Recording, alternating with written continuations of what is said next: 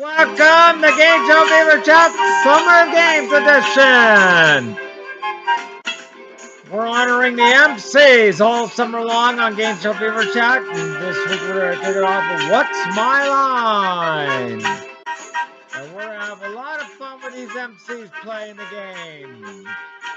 Coming up next.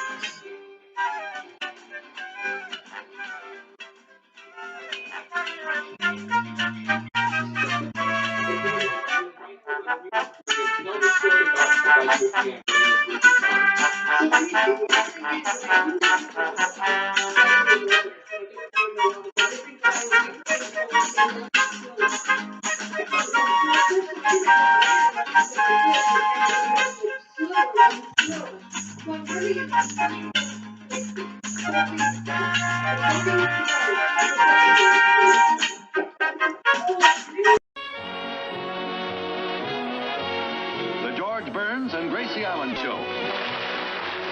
Presented by Carnation, the milk from contented cows. Carnation evaporated milk and new Carnation instant non-fat dry milk. Ladies and gentlemen, Carnation Company, makers of Friskies dog food, proudly present the dog food with all the goodness of prime grade meat. Oh, yes. Friskies is really worth sitting up for. Have your dog love Friskies, too, by getting in on the special offer. Send Gracie and me 6 Frisky labels, and we'll send you a coupon worth 50 cents on your next purchase. Just mail 6 Friskies labels with your name and address to George and Gracie, Television City, Hollywood. George and Gracie, Television City, Hollywood. Take advantage of this special Friskies offer now. Friskies has plenty of horse meat, plus all the other nutrients necessary to nourish your dog completely. What's more, your dog will love Friskies' taste. Mine sure does. Make sure that your dog gets Friskies, the complete dog food. Yes, Margaret, there it is. That's what Gracie was talking about. Why, of course. Here are all those wonderful recipes for the new Lenten dishes. Oh, those Carnation people have the best ideas. The secret to tastier Lenten dishes is Carnation's 3-minute cheese sauce, the smoothest, most delicious cheese sauce ever made. And Carnation cheese sauce is so easy to prepare. First, pour 1 large can of Carnation evaporated milk into a saucepan. Remember, no other form of milk will do. Next, add 1/2 teaspoon salt. Simmer to just below boiling. Add 2 cups of grated cheese to heated Carnation milk and stir until cheese melts. And there it is. There's never a lump in cheese sauce made the better blending Carnation way. During the Lenten season, serve tuna rice au gratin, made with new improved minute rice and Carnation 3-minute cheese sauce. Carnation gives you smoother sauces every time, because Carnation is the only form of milk with special blending qualities. Remember, you just can't miss when you cook with Carnation. Be sure you use Carnation evaporated milk, the modern, thrifty cooking milk. Yes, George and Gracie will be right back into one of their vaudeville routines. Do you ever think how your kitchen looks to the little members of your family? Everything is so big, just look at this. It's confetti angel food. And Ma baked it with Betty Crocker confetti angel food cake mix. Looks as high as a mountain. Is it just the angle? No, sir. This cake is especially high, because the whites of 13 farm-fresh eggs are right in the Betty Crocker Angel Food Cake Mix package. So your cake bakes up higher and lighter than you ever dreamed possible. You know, only Betty Crocker guarantees you a perfect cake. Homemade perfect. See for yourself. Bake up a cake that's high as a mountain, light as a cloud, and oh, so pretty with the gay bits of candy that come right in your Betty Crocker Confetti Angel Food Cake Mix. And now, Carnation's contented couple, Have your dog love Friskies, too, by getting in on the special offer. Send Gracie and me 6 Frisky labels, and we'll send you a coupon worth 50 cents on your next purchase. Just mail 6 Friskies labels with your name and address to George and Gracie, Television City, Hollywood. Make sure that your dog gets Friskies, the complete dog food. Appearing on tonight's show were Jack Rain as Professor Clifford, Gene Tesloff as Carol Henderson, John Stevenson as the quizmaster, Jack Gargan as the TV program assistant, Florence Shane as the telephone operator, and Stephen Ferry as Abdul. Be sure to read the story on George Burns in the current issue of Look magazine. This is Harry Von Zell saying good night for Carnation.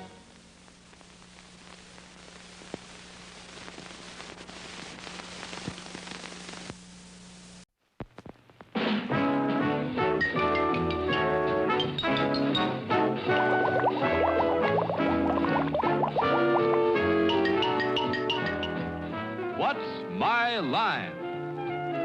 Brought to you by Kellogg's, the folks who give you the widest choice of cereals in the whole wide world. All the great grains in the forms you like best. Yours from Kellogg's of Battle Creek. Now let's all play What's My Line?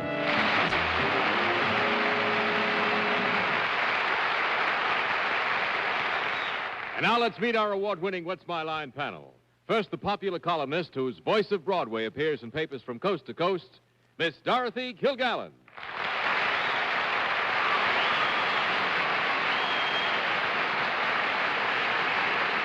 Thank you, ladies and gentlemen. It's a pleasure to welcome again our guest panelist this evening, who will be sitting on my left. He's the star of the very popular program, American Bandstand, Dick Clark.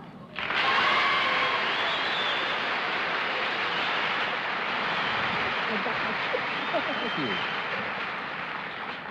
It's my pleasure to introduce the lady who is the official hostess for the New York Summer Festival, Miss Arlene Francis.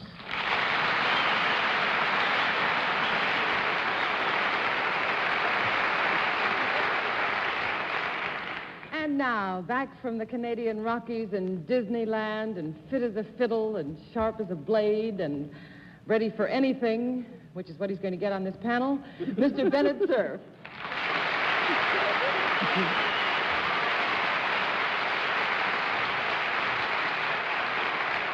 Well, a week ago tonight in Beverly Hills, I was watching this show and saw how wonderful Martin Gable was in my place. It was interesting to note that in Beverly Hills, John Daly is just as hard to understand as he is right here on the spot. And here he is himself to apologize for all the indignities he's visited upon us, Mr. John Charles Daly.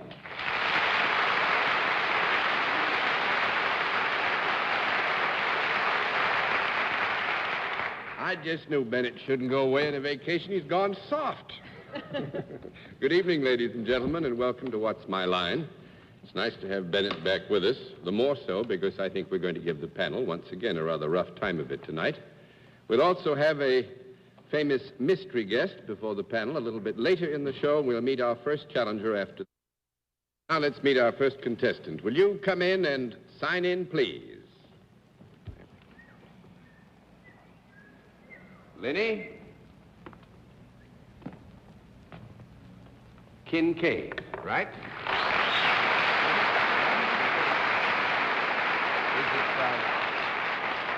Miss or Mrs. Kincaid? Miss Kincaid, I must congratulate you on your, I guess you call board writing, huh? Handwriting and board writing. It's very firm and very attractive. Miss Kincaid, the panel. Miss Kincaid, please join me over here. Would you sit down right here? Tell me, do you know how we keep score, Miss Kincaid? Yes. All right, fine. Then let's let everybody at home and our guests here in the theater know exactly what your line is.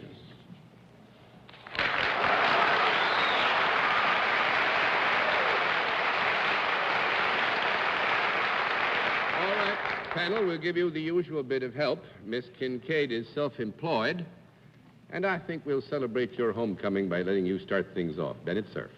Mr. Daly, by some misadventure, maybe on purpose, you didn't tell us where Miss Kincaid hails from. Miss Kincaid, tell him where you... Daytona Beach, Florida. Daytona Beach, Florida.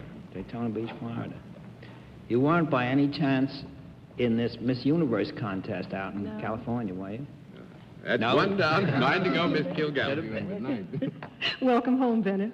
It's like old times. May we assume that you have nothing to do with alligators? No. Yes, you may assume that Miss Kincaid has nothing to do with alligators, no. I remember a girl from Florida who was also very attractive gave us a terrible time on that. I'd like to rule them out. Have you May we assume that you have nothing to do with any living creatures professionally? Yes. Except human beings, I mean. Of course. I meant... Oh, you meant anything... except human beings? Yes. Oh. Do you deal with men and women in your work? Is your employment a service type of employment? Here again, because I do feel that perhaps I'm guilty of causing some confusion. When you say do you deal with men and women, we have to answer affirmatively because actually in the normal routine of every day, I think we all tend to deal with men and women.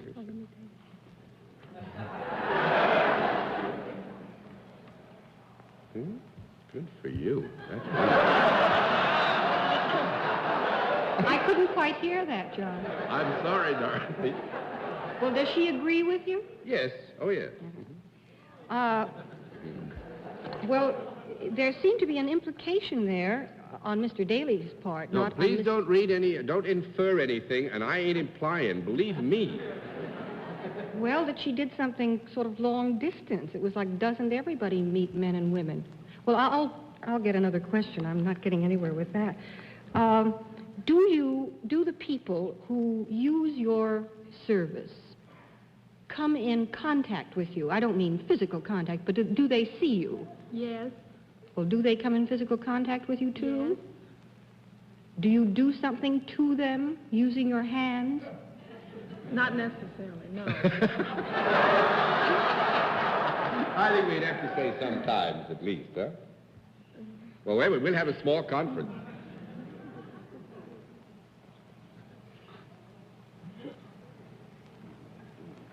Everything on this show is happening off stage. We'll have to give you a yes on that, Dorothy. Well, do you use, when you come into contact with them, do you use something other than your hands? No. That's 2 down and 8 to go. Dick Clark. Miss Kincaid, this service you perform, while you're performing it, would it be peculiar for you to wear what you're wearing tonight? Yes.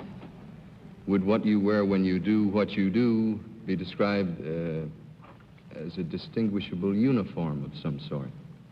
Not necessarily a braided thing, Yes. but if I were to look at you in uniform, would I know immediately what you do? Yes. Is your work more physical than mental? Yes. Do your feet ever come in contact with sand in your work? No. That makes it 3 down and 7 to go, Miss Presley. Is the attire that you wear, this costume, is it less than what you have on now? Yes. Do people ever watch you when you are at work? Yes. Would you be considered a performer yourself? Yes. Can you perform your work, do you usually perform your work indoors? Not necessarily. Well, then it's a yes or no answer, wait a isn't it, minute, John? wait a minute. Yes, it is, John. No conference.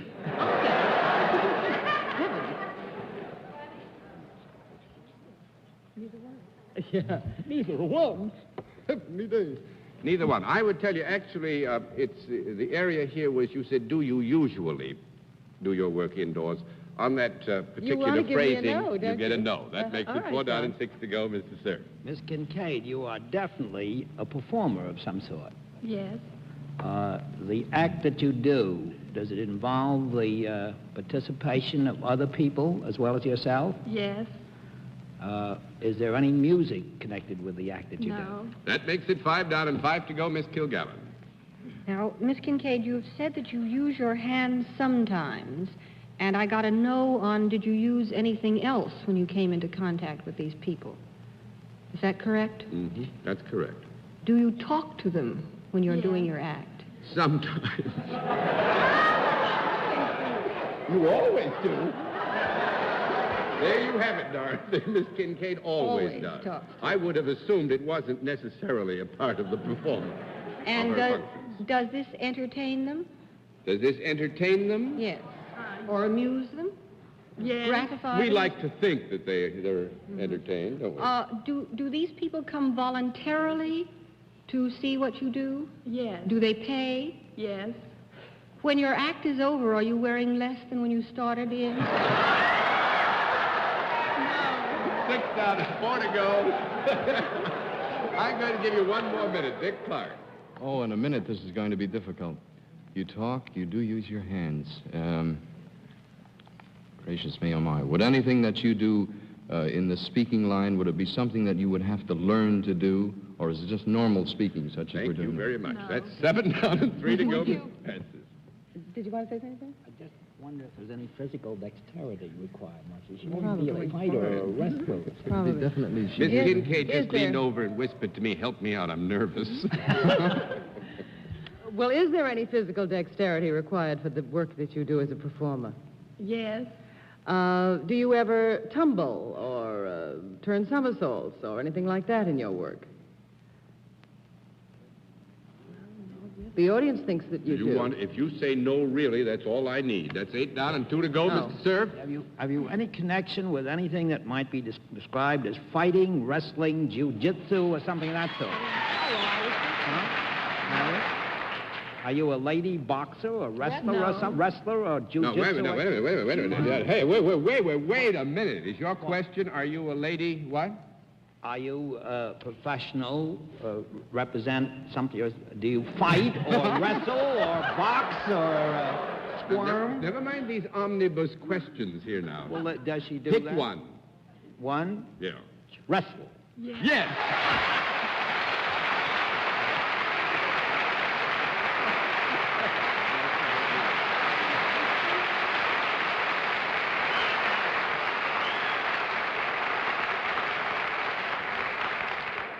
No, only your hands? What kind of wrestling is that with no feet? Very ladylike. No tumbling? No, you see, you said somersaults and tumbling, and you don't if you're a good wrestler. I spent years in the ring, never tumbled. So let's get on to our next challenger. Will you come in and sign in, please?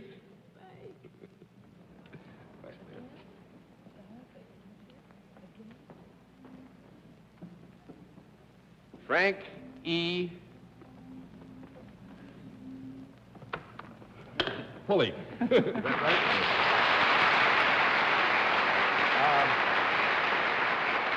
Panel, it will come as no surprise to you that our guest is the Reverend Mr. Frank E. Pulley. That is not actually, without any need of my saying it, why we have Reverend Mr. Pulley with us. Would you tell us where you're from, sir? Lewisburg, North Carolina. Lewisburg, North Carolina. Well, sir, the panel. How do you do, panel? Reverend Pulley, will you come over here and sit down with me, please? Do you know how we keep score, sir? Yes, sir. Well, if you just sit down here, then we'll let the folks at home and our friends in the audience here know exactly what your line is.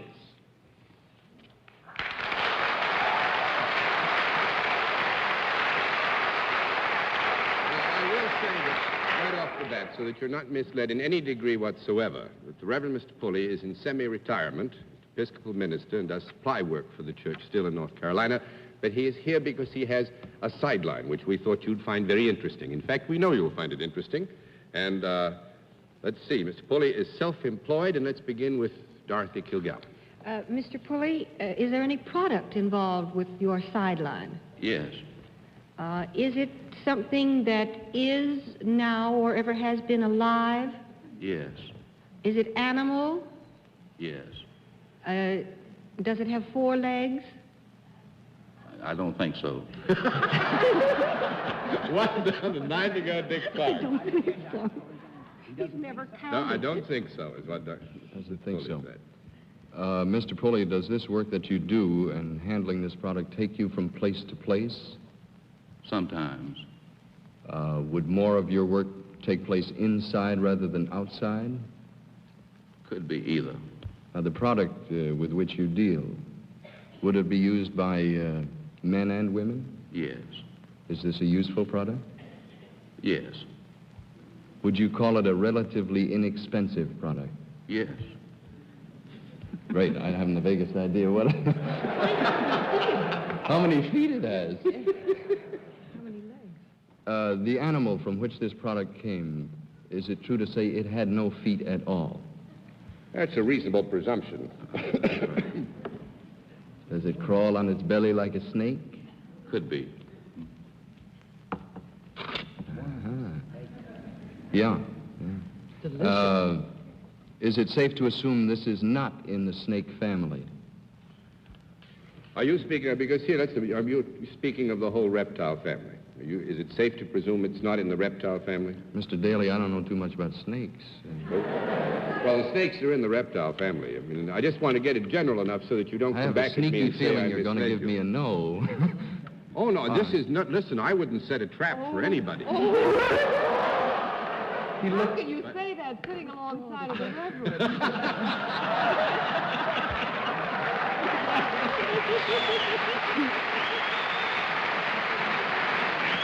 I've had... No, actually, Dick, I just don't want to mislead you. I mean, if your question is this not in the reptile family, is that right? I've had professional advice. The people say, withdraw the question. No, let's say... No, if you want to withdraw the question, that's all right. No, the reptile... Would you like to withdraw it? No. You wouldn't. You're a hard man, so you'll get your no. 2 down, face to go, Miss Francis. Must be a wonderful poker Is this a player. small animal? Yes. Is it ever used in fishing, this animal? Yes. Have they found a way to can them? If it's what I think they have. In a delicacy shop? No. Oh, then it isn't worms. Well, if it is worms, which is what I'm thinking of, my dear. Yes, actually, I think the Reverend Mr. Pulley will agree that there is a worm which is canned. So we'd answer that question affirmatively. Now, is your question, is it worms? Yeah. Is that your question? I think I better say, are they worms? Well, that is your question. Are they worms? Are worms that with which the Reverend Pulley deals? And that is your question now, Arlene. All right, no. Yes, that's right. Now I have to find out what the Reverend Pulley does with worms? Yes. I know he doesn't eat them. Well, if it's a profession, if it's a labor, then perhaps you raise worms? Raise worms?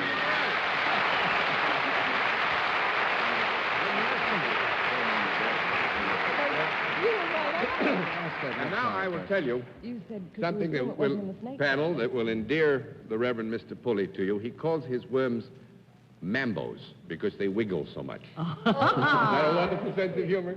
Thank you very much, sir. It's wonderful to have had you with us as a guest.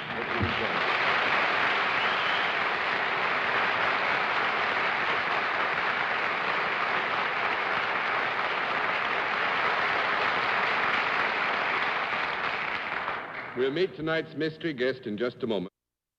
Come to the special feature of our program, the appearance of our mystery celebrity, for which I ask my friends to blindfold themselves. The blindfolds all in place, panel? Yes, sir. Yes. Good. Will you come in, mystery challenger, and sign in, please?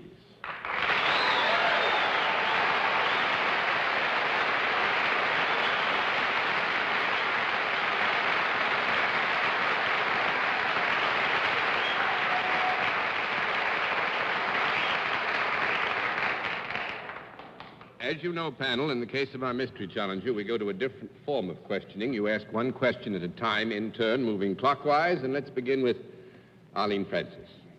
Well, the whistles were certainly from the masculine side of the audience, so may I assume you are a darling of the entertainment world? I have a very bad case of laryngitis. Oh, you could still be darling of the entertainment world, though, couldn't you?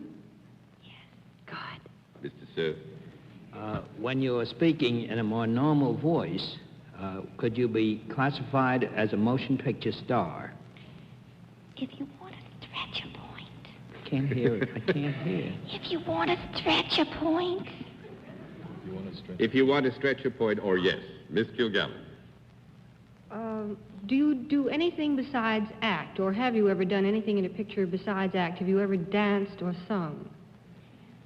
I like to think I'm many-dimensional. I couldn't hear that. Our guest would like to think that she is many-dimensional. Does that mean she's danced or sung? And also that she's pretty shapely. I figured that from the applause and cheers. Do you, pardon me, Go ahead, Dick. ready to roll? Yeah. Do you have a motion picture which is now or will soon appear on Broadway? If we're very lucky, they'll let it be seen. Miss Francis? If she's very lucky. I'm sorry, John. Would you interpret? I guess that if we're very lucky, they'll let it be seen. Seen, I see. All right. Well, have you ever appeared in any medium of entertainment apart from the picture world? Pick a medium. Pick a medium? A happy medium? With a crystal ball? Well, the theater? No. You're seeing the wrong medium. Have you, by any chance, got a sister who is just as famous as you are in the motion picture world? I have two sisters, but they're not very famous in the motion picture world. 2 down and 8 to go, Miss Gilgallen. Good heavens. I know what Bennett was thinking of, and so was I. Are you a romantic leading lady type rather than a comedienne? It just depends upon your definition, Miss Gilgallen. You're terribly critical, you know.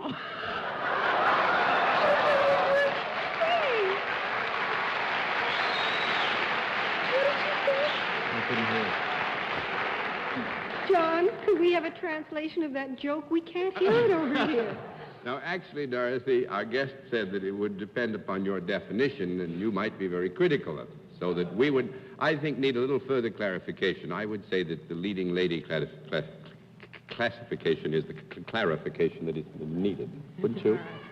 Is right. Hey, Dorothy. Mr. Clark. She is a leading lady? Yes. Have you ever appeared in nightclubs? Las Vegas, but that doesn't count. Miss Francis? Well, it's big. Are you known for something that you do especially in pictures? I mean, Dorothy asked if you dance or sang, and you said yes, but does one associate you with a thing other than acting in pictures? You're asking the question, Miss Francis. I gotta have an answer. You mean, actually, Is there some other endeavor that she is really known for better? I mean, lots of our actresses sing and dance, but that, doesn't mean so much. But is our guest known for something Missy special? Gaynor's gonna hate you. The what? You say it doesn't mean so much to dance. Missy Gaynor's gonna hate you.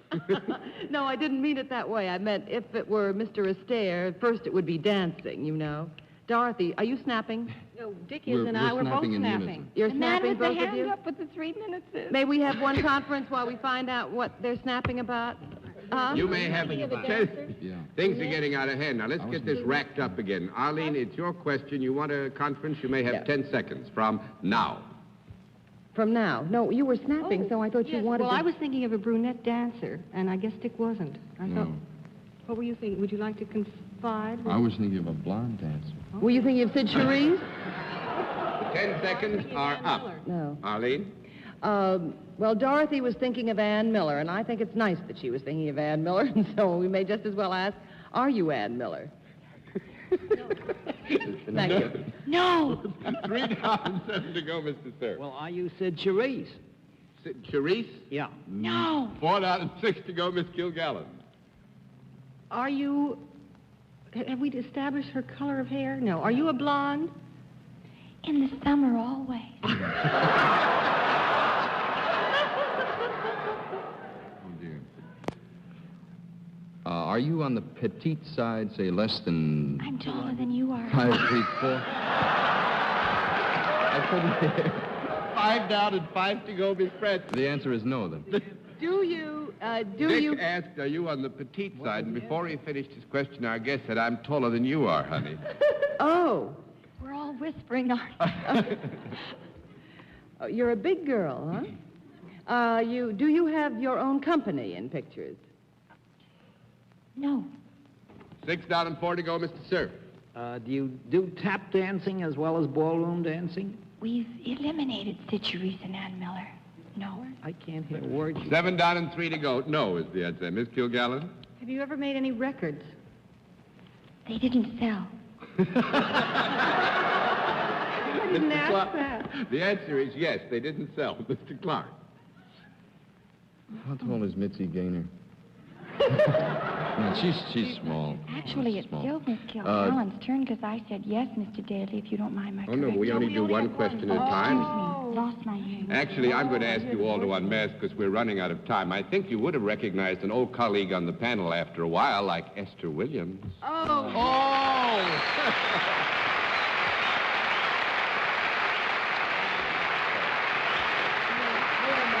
Esther Williams.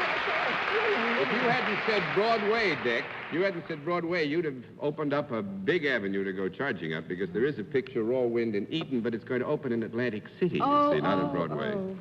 And down there... How are you, I'm fine, Esther? thank you. And what do Bennett, you mean this you is the haven't first- made records? You've been making them in swimming pools for years. Oh, And thank also you. now manufacture swimming pools, Yes, I mind know. you, too. Mr. Daly, what a kind man you are. No, I read this in the paper every time I open the want-ads. This is by a swimming pool with Esther And Williams. do you have one yet? No, ma'am.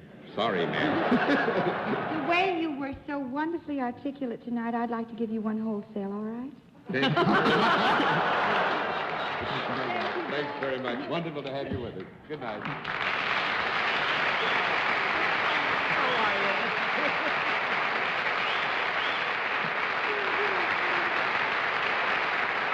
We'll be back after this word from our...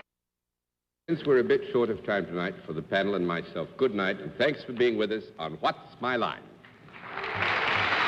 Transportation for contestants on What's My Line is arranged by United Airlines.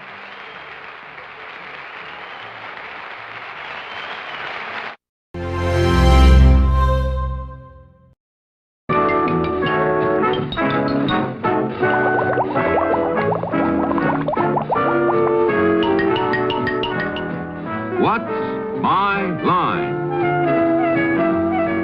Brought to you by Kellogg's, the folks who bring the best to you each morning. A wide choice of cereals in the forms you like best.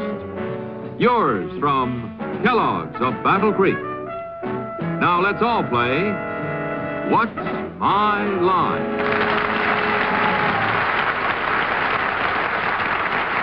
And now let's meet our award-winning panel of What's My Line. First, the popular columnist whose voice of Broadway appears in papers coast to coast, Miss Dorothy Kilgallen.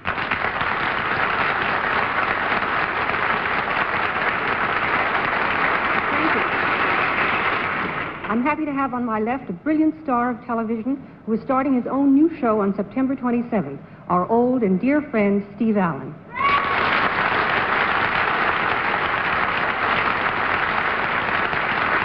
Thank you, Dorothy. Thank you very much. Now I'd like to introduce the young lady who just knocked him dead in the four-poster in Chicago, your good friend and mine, Jane Meadows.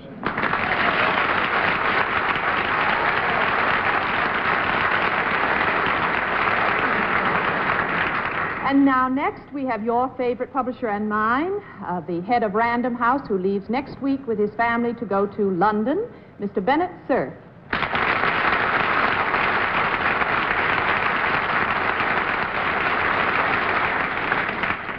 Here's our very valuable and very voluble Master of Ceremonies, panel moderator, who, with this beautiful creature on my right, will be down reporting Miss Universe next Saturday night in Miami, John Charles Daly.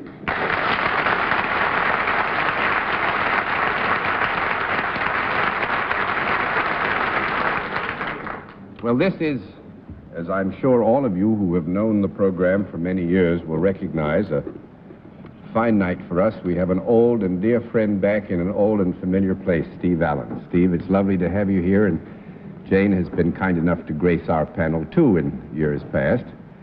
And I think, actually, Jane joined the family about the time she married Steve Allen. Correctly. It's nice to have both of you here, I must say. Thank you so much.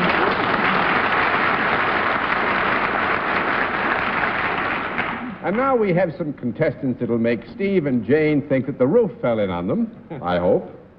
And we'll also have a famous mystery guest before the panel a little bit later in the program. And we'll meet our first challenger. And now let's meet our first contestant. Will you enter and sign in, please?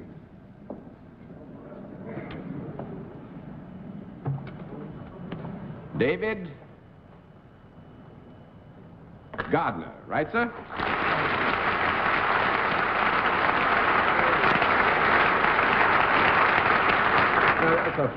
That's a fine sporran you got there.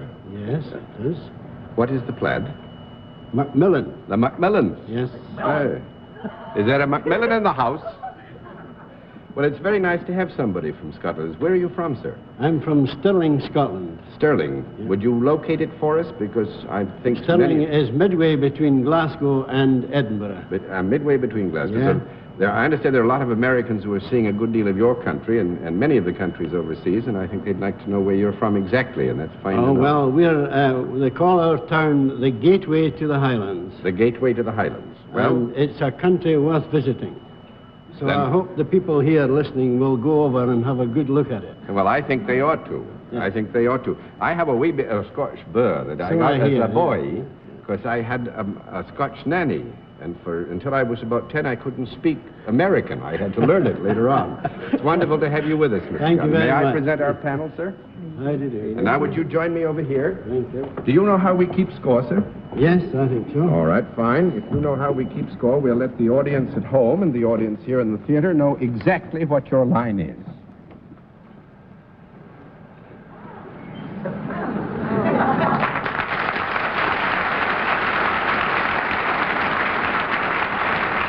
All right, panel, we can tell you that Mr. Gardner is salaried and that he deals in a product. And we'll begin the general questioning with Dorothy Kilgallen. Mr. Gardner, good evening. Is your product associated with the United States as well as with Scotland? Yes, it is. Is it anything that might be found in the home? Yes. Is it edible? Is it what? Edible. Yes. Is it edible by human beings? Can't hear you. Is it edible by human beings? Oh, yes, yes. Men and women both? Yes. Would you consider it a main dish? Oh, no. No, I don't think we can consider it a main dish. 1 down and 9 to go. Mr. Allen. This edible product, I suppose it's been cleared with the Kellogg's people, John. Could it ever be eaten at breakfast? Oh, no, sir. I don't think so. 2 down and 8 to go, Miss Meadows.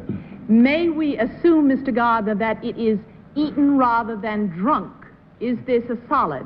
No, it's not a good assumption. It's not a good assumption. That's 3 down and 7 to go, Mr. Sir. Oh. Mr. Gardner, is your country any place near where the Loch Ness Monster is supposed to be roaming about? Yes. Do you ever see it? Oh, no, I've never seen it, but I quite believe in it. Would your product make people possibly think they had seen it sometime? I would ask you, Mr. Cerf, because of the difficulties which it raises, to withdraw that question. I will withdraw that question. I would think the honest answer would be no, but that I don't want to fight with you for the next 7 or 8 weeks about whether it should properly have been known. So you withdraw the question. Mr. Gardner, can the potable in which you deal be bought by the bottle? You're assuming it's potable, are you? Well, you said it was a drunk. Oh, so yes, I thought it was potable. Yes. Mm-hmm. Yes? You buy it by the bottle? Yes. Do you also sell it by the case? Yes, you could. Is there any alcoholic content in this? Yes. Is there a considerable alcoholic content? No, well, you'd have to give us some standard of measurement. Well, is it in the whiskey family? No. We got it beautifully, didn't we? 4 down and 6 to go, Miss Kilgallen. Is it in the beer family? It is, yes. Is it beer? Do you make beer? That's You're right. a brewer. Operates the brewer. We did it. We got it. Now, I think one thing that'll make Bennett feel doubly bad is actually Mr. Gardner did at one time, I believe, have a career in the great traditional tipple of Scotland, the That's whiskey is, quite correct, yes. but he now operates a brewery. Calder, is it? Calder's Brewery in Alloa. In Alloa. No advertising over here. No. No, I must say this is not a plug. We rushed to say it isn't a plug simply because Mr. Gardner's Calder's brewery product is not sold in this country. Is that right, sir? This is a matter of information. Well, I must say this is a triumph for me, sir. I think you got some small comfort out of it because we had so much pleasure together answering Bennett. That's correct. We led him up the garden path, and there he was. And Thank thanks you very very much for being our guest. Thank you. Nice to have you with us. Thank you.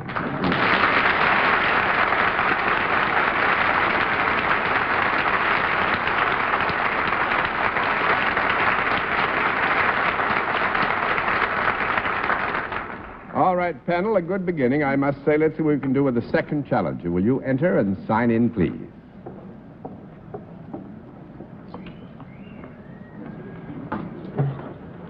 Bess Miller. Is that right?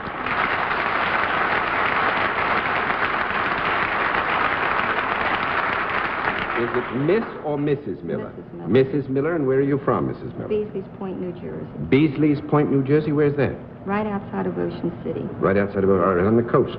Ah, lovely. It's a nice country down there. It is. Mm-hmm. May I present our panel? How do you do? Now, would you join me over here, Mrs. Miller? You know how we keep score? Yes. All right, then we'll let the audience in the theater and the audience at home know exactly what your line is.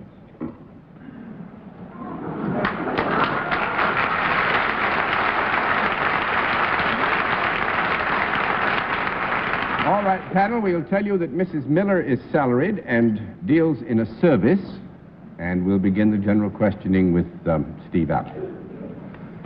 Mrs. Miller, the first guest on tonight's program produced a beer. You, Mrs. Miller, don't happen to lead a high life, do you? Yes. Thought I'd just get off on the wrong foot to start with here. This service of yours, would you come to us to perform it, or would we have to, well, I'll just say, would you come to us? No. No. That's 1 down and 9 to go. Just a moment. Let me have a small conference.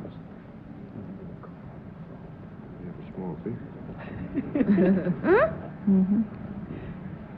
Steve, we don't want to be unfair, particularly since it's so much pleasure to have you with us. I think that it's reasonable to assume that there are circumstances under which you, if you were resident in the same community and needed this service, might ask that Mrs. Miller come to do the service at your behest. Would you be more apt to offer the service to men than to women? No. No. 1 down and 9 to go, Miss Meadows. But you would offer this service to adults. Would you also offer this service to children? Yes, both. You have a very nice tan. Would this service take place out of doors more than indoors? Both. Mm-hmm. Both out of doors and indoors. If it took place indoors or out of doors, would you wear a particular uniform? Yes. We would recognize whatever the service is by the uniform that you would wear? Well, I would say here, with your permission, we won't give a flat no. You would recognize the fact that Mrs. Miller was wearing a uniform. It might take close scrutiny to specifically identify, but if you were to see her in the distance, you'd say, there's a uniform, right? Right. Right. So you can go ahead. Would we feel better as a result of this service? Would it make us happier or physically better in any way? It could. It could. Now, would there be anything in a large way in either the entertainment field or athletics involved in this service? No. 2 down and 8 to go, Mr. Sir. Mrs. Miller, the Beasley's Point, is it? Near Ocean City? That's near the water. That's right. But may we assume that the service that you perform is done on land? Yes. Because you said you could go to people's houses. Mm-hmm. Do you work for a non-profit-making organization? Yes. Are you the employee of either the state, city, or the federal government? Yes. Is it the state? No. No. That's very good, Bennett. 3 down and 7 to go, Miss Kilgallen. Is it a local government? Yes. It is then a township or county, something like that? Yes. Do you have what is considered an executive position there?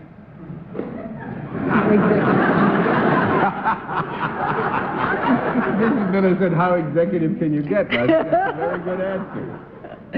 It's a hard question to answer, Dorothy, because... Well, would you like me to give you an easier question? Yeah, actually, I would say only because the design and construction of the whole area of government is such that it would be difficult to say this is necessarily wholly executive or that is not. Well, do you work under anyone? No. Then she's an executive.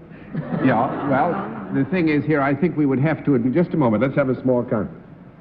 I don't know what she's an executive. Still Well, you see, here again, Dorothy, with your permission, certainly Mrs. Miller reports to somebody. Now, she reports to somebody in a general supervisory sense, not necessarily under constant supervision of her work. But she is the head of her department, or whatever That's you right. might call it. Yes, Right. she would be the executive head of her department if you wanted to consider that an executive status. Wait a minute, we got a small conference coming up.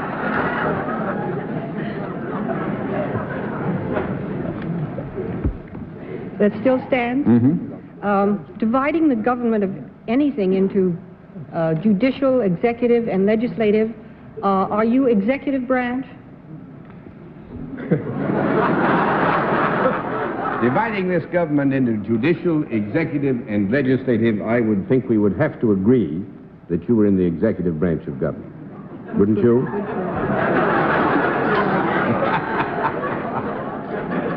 Yes, we would accept its executive. I'm beginning to feel awfully suspicious. You don't have anything to do with street cleaning or garbage disposal, do you? Yes, we do not have anything to do with street cleaning and garbage disposal. I pass to Steve. Steve? I pass back to Dorothy. No, do you have anything to do with inspections of any kind to see that things are up to snuff? Well, they don't use much snuff down there in Beasley's Point. I would say this, that if the question is considered generally, you do have something to do with seeing that things are up to snuff. Yes, snuff, that's right. Mm-hmm. Well, as long as you're not a snuff inspector, as John has clarified it. Snuff. Yeah, snuff of that. Snuff said. If things were not up to snuff, wouldn't that be a dirty shame? Would the people who were below the snuff line be, I'll see y'all later. Oh, boy. Gee, I could have stayed on the coast. Would they be unhappy as a result of your calling them to account for their dereliction of duty to the American people at this time? Because it is not given to men. I'm sorry. Yes, they'd be very unhappy. They could be. They couldn't be unhappy as I am right now. Oh, dear. I passed to Jane. Oh, Jane? Heath. Mrs. Miller, do you need a very special training for your work? Do you have a degree or a very special training for your work? No, that's 4 down and 6 to go, Mr. Sir. Mrs. Miller, are you the mayor of your town? I wish I were. No. No. Mrs. Miller wishes she was, but is not. 5 down and 5 to go, Miss Kilgallen. Do you have anything to do with inspection? To a degree, Dorothy, yeah.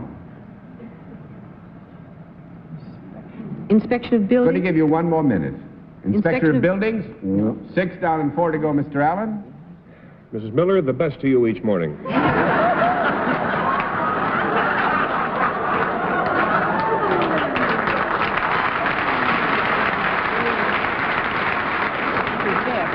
Is that, could that applause possibly relate to, was there any double meaning to what I said to you, inspect saloons or anything of that sort? No. No, that's Glad to hear 7 that. down and 3 to go, Jane. Is there anything, are licenses involved in any way with what you do? Yes. You issue licenses? No. In some form or another? No. 8 down and 2 to go, Mr. Sir. Have you got anything to do with traffic? No. 9 down and 1 to go, Miss Kilgallen. I give up. I absolutely 10 down and no more to go. What? The licenses. Now, what Could Marriage she do? licenses? Marriage licenses? Dog license? Dog license? She doesn't issue them, but supervises. A dog catcher. A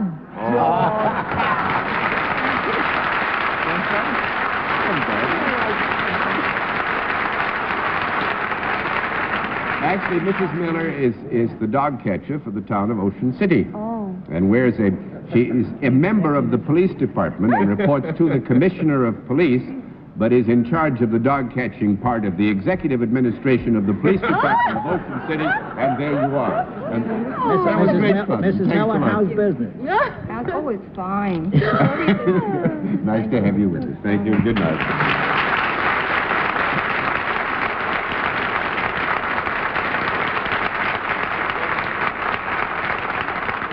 We'll meet tonight's mystery guest in just a moment, but first, here is a word from our sponsor. And now we come to that special portion of our program, which requires the panel be blindfolded. Are the blindfolds all in place, panel? Yes. Yes, indeed. Good. Then will our mystery challenger please enter and sign in?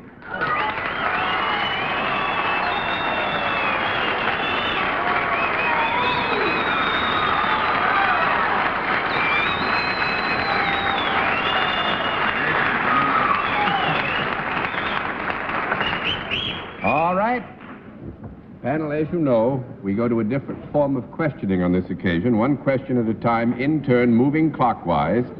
And let's begin with Bennett Cerf. Are you or have you ever been a motion picture star?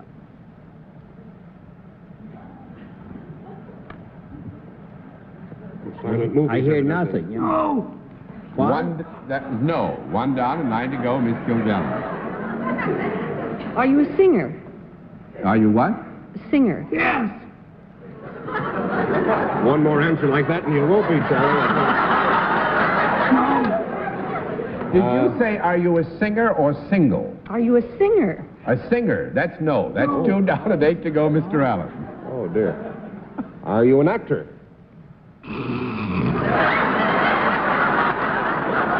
No. 3 down and 7 to go, Miss Meadows. That's no. That's no. Are you a dancer? No. 4 down and 6 to go, Mr. Cerf. I'm nothing.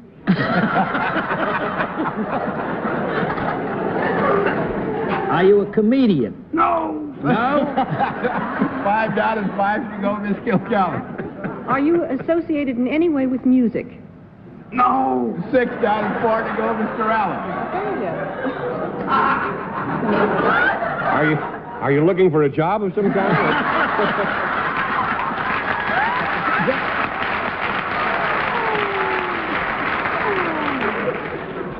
I'm going to take. We won't count that as a regular question, Steve. You go ahead. Are you out of show business? I mean, do you have something? Are you active in some other field than show business? I better be. No, but actually, No. Basic activity is show business. That's 7 down and 3 to go, Miss Meadows. Well, mercy. With those credits, you've got to be a television star. Are you...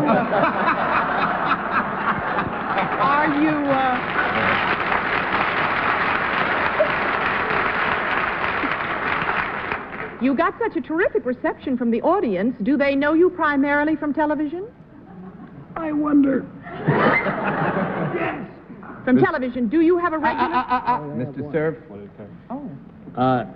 Have you ever appeared on, do you appear with some regularity on Jack Parr's show? No regularity. 8 down and 2 to go, Miss Kilgallen. Do you do your work in television behind the scenes? Most of it. No, we'd have to give you a flat no on that one, too, Dorothy. 9 down and 1 to go, Steve Allen. Could you be described as a master of ceremonies? Well, Steve. Yes. Miss Meadows? A master of ceremonies in television. Are you on this network? Partly. Mr. Cerf? You didn't... Jane didn't answer to that. Oh, yes, partly. Partly. Yeah. I thought he said pardon me. Well, do you appear regularly? That is, every day or every week on television? Yes, sir. Miss Kilgallen?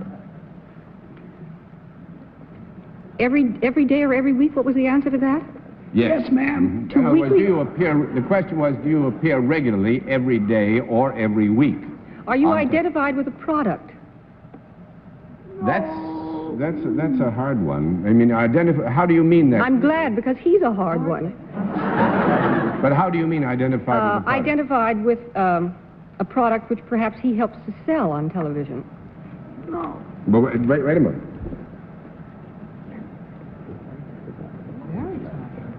But is your question directed to the issue of whether or not our guest, on some occasions, is identified with a product or products, or specifically to one product? A product or products, I think. Then the answer would be yes. Mr. Allen? Boy, I'm really at a loss. Take a crack at that. Take a crack at what? At Godfrey. I just whispered to Jane, it couldn't be Arthur Godfrey, could it? And she said, take a crack at it. So I'd like to take a crack at Jane at this time. However, I can think of nothing else. You're not Arthur Godfrey, are you? That's right. He is not Arthur Godfrey. Yes, he is not Arthur Godfrey. No. Miss Meadows? But he does appear evidently on all the networks. Is that right? No. That's 10 down and no more to go. Crack, he isn't candid cameraman, is he? No, it isn't. It's Bill. Close. Bill Cullen.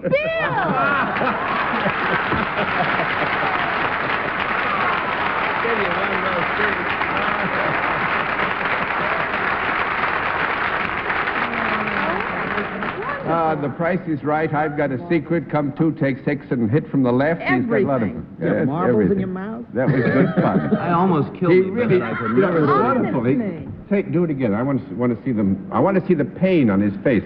I'll never do it again. Never do it again. Well, Bill, you're one of the busiest men in this whole industry, and it's nice of you to stay up this late and to bust into a Sunday to come and visit us. We appreciate it. John, it was fun working on a Sunday. Oh, it was fun having you with us. Thanks very much, John. Will. Good to see you. Bye-bye. Take care.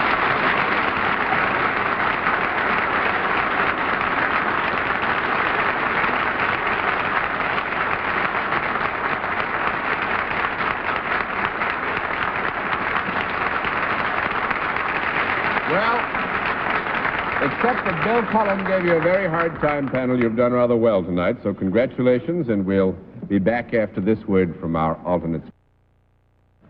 Well, once again, Steve, I must say I can't think of anything that gives us more pleasure than to have you back in your familiar place on the panel, and it's nice of you to bring Miss Jane with you when you come this time. John, it was a great pleasure for us. This seat always will feel like home to me, and it's good to drop in every so often. Thank you.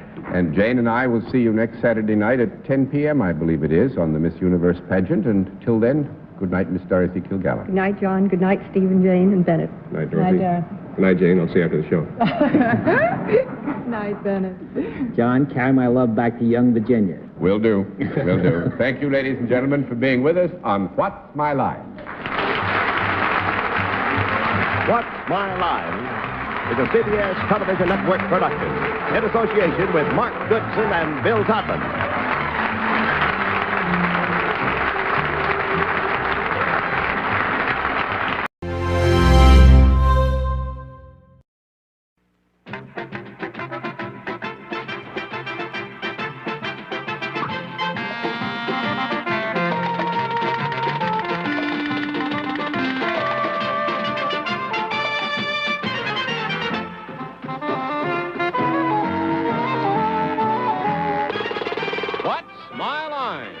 Brought to you by New Corriga with NeoSeal, the denture adhesive that lets you eat hard-to-chew foods and enjoy every delicious bite. And now let's all play What's My Line?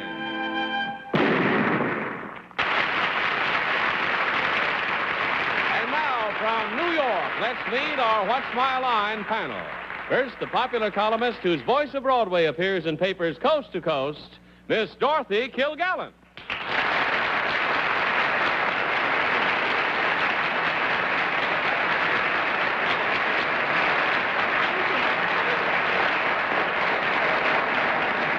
And on my left, just in from California, one of our favorite New Yorkers, Robert Q. Lewis.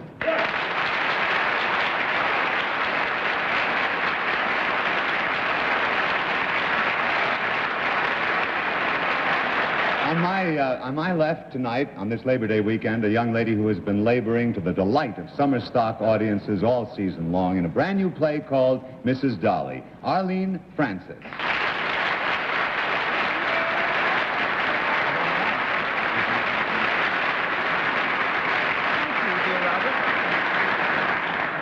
And now, a dear gentleman and my neighbor up in Mount Kisco, where we have spent the weekend looking for our dogs and our sons, Mr. Bennett Cerf.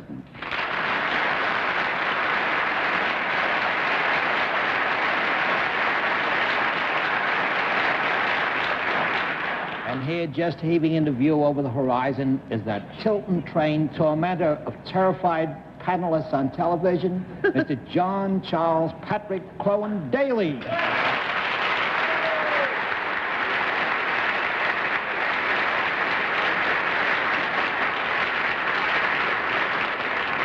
Well, this is an historic day, I must say. Bennett finally got my name right. Bennett, congratulations. John Working on it all week. Bob Lewis, it's good to see you.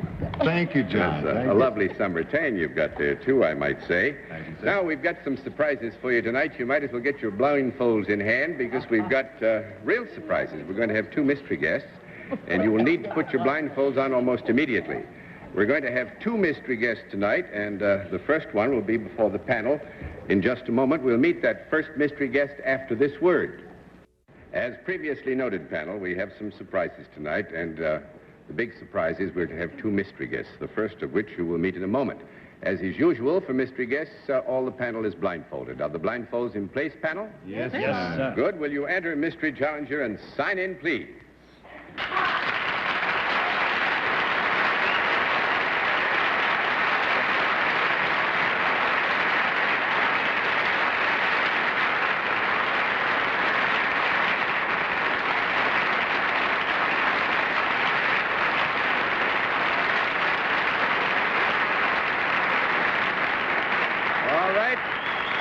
To remind you, panel, as is usually the case, we use the other form of questioning, 1 question at a time, in turn, moving clockwise, and we will begin with the redoubtable Bennett Cerf. Well, I had an idea that this being Labor Day weekend, we might have Secretary of Labor words, but I don't think that applause would greet the Secretary of Labor. Have you got anything whatever to do with the Labor Department? No. That's 1 down and 9 to go. Nothing to do with the Labor Department. Miss Kilgallen. Are you a motion picture star? No. 2 down and 8 to go, Mr. Lewis. Is it safe then to assume that you are not in the entertainment industry? Well, yes, that's a nice time of year, don't you think? You know, if there's one, we'll be looking at the fall colors very soon. Yes, that's a very interesting question you've just asked. We will agree that as our mystery guest tonight, there is some relationship between the entertainment industry and our guest. There is some. There is some, yes. Miss Francis? Have you appeared on television? Yes. Mr. Cerf? Have you ever appeared in or near What's My Line? No. That's 3 down and 7 to go, Miss Kilgallen. Have you ever appeared in or near Atlantic City? Yes. Mr. Lewis? Oh, one of those pretty ones. That's what I... Are you then, taking Dorothy's lead, one of the contestants for the crown of Miss America? No. That's 4 down and 6 to go, Miss Francis. What was the answer? No. No? No. Oh. Are you, however, some sort of a contestant? No. 5 down and 5 to go, Mr. Cerf. Were you ever Miss something or other? You know, Miss State, Oh, that would be Miss a contestant, Alabama, yes. Miss Kentucky. You have ever anything to do with the pageant in Atlantic City? Yes. You did? Yes. Miss Kilgallen? Are you the outgoing Miss America? Yes, ma'am.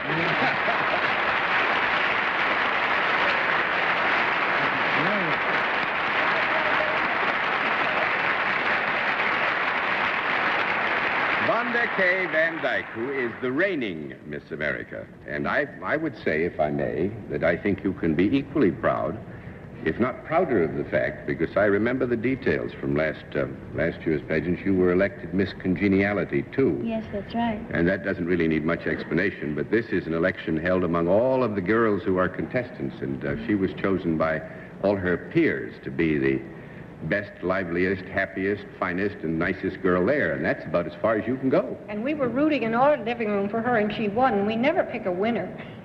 We picked her. I hope you pick a new winner this year. Yeah. Well, actually, it'll be on Saturday next CBS. Oh, the summer heat gets to everybody. It'll be on CBS next Saturday, and you'll find out who the new Miss America is going to be. Have you had fun being Miss America? Oh, I've had a wonderful time. I've traveled over 250,000 miles and been to a trip to Japan and been in almost every state. Oh, wonderful. I was in your hometown, Phoenix, Arizona, last, I guess late spring, you'd say. And you're going back to Arizona State, aren't you, to finish up? Yes, I believe so. And take your degree? What are you going to take your degree in? Well, I'm a speech major. Oh, good for you. And I'm in the College of Education at the present Ah, time. you going to teach? John, Looks like it. I followed you in Boise, Idaho this spring. Constantly. I believe it, Arlene. With my luck, I got there just about 4 days after you had left. No, that wasn't that was Von de Kay's luck that you got there 4 days after. Thank you very much for joining us tonight. And Miss America, we're proud of you and glad you had a happy day.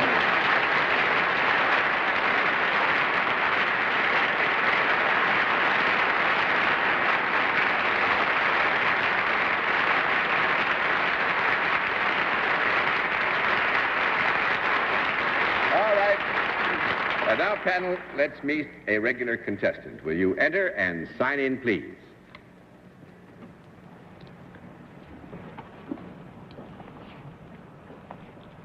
H. Keith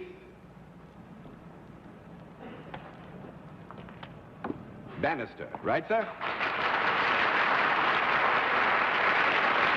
All right. Mr. Bannister, where are you from? Ogdensburg, New York. Ogdensburg, that's up in the northern part of the... far north. Oh, back in Lord, when would it be? 1939, I think. They had some military maneuvers up there, and I was up in Ogdensburg with the Third Army, I guess it would be. Or First Army, rather. Sorry. Well, it's nice to have you with us, Mr. Bannister. May I present the panel? And now, if you'll join me over here, we'll let the audience in the theater and the audience at home know exactly what your line is.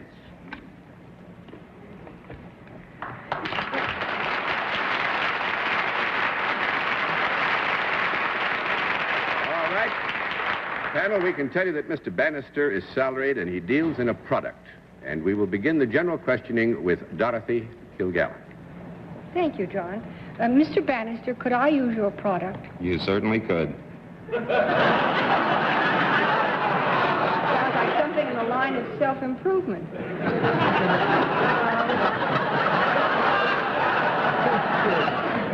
Would I be happier or better off or better looking if I used it? I would certainly hope so. Now,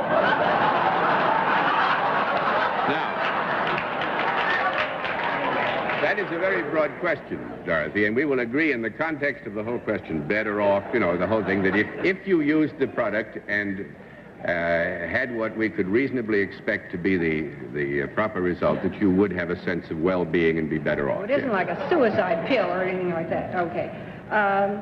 Could I hold it in my hand? Yes. If I owned one of these things, would I be likely, when in use, to have it reasonably close to me? Yes. Might it be said that I would wear it? No, I don't think we could say you would wear it. That's 1 down and 9 to go, Mr. Lewis. Well, now, Dorothy would use your product, Mr. Bannister. Would, let's see how to phrase this. Is it possible that this product would not be used by members of the male sex? Is it possible that this product would not be used by members of the male sex? No, it is not possible that it would not be used. That's 2 down and 8 to go. Miss Francis. Is it a product that you hold in your hand? Yes. You could. Mm-hmm. Do you, if you do not wear it, do you apply it in some way? No. This is pretty rough, you know. I suppose you could. It depends on which side of the coin you were looking at. You could say in a very general way that perhaps you applied it to yourself, but you'd probably argue with the use of the language if it was so done. But we'd agree that it's possible. Does it have any moving parts? Yes.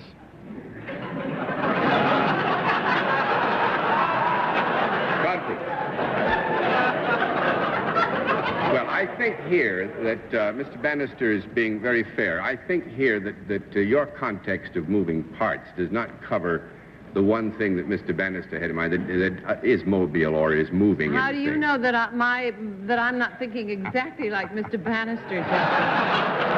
Well, I think I'd better leave that unanswered. That's 3 down and 7 to go, Mr. Sir. Mr. Bannister, does this product come in contact with the person that is using it? Yes. Does it come in contact above the waist? Yes. Does it come in contact above the neck? Yes. Does it come in contact with some part of the face? On occasion. Mm-hmm. Could. Would this product be found in a barber shop? A barber shop? Under certain circumstances. It's a very interesting idea, but I don't think we would find it in the barbershop. 4 down and nothing to go. 6 to go, Miss Kilgallen. Mr. Bannister, is this solid rather than liquid? Yes.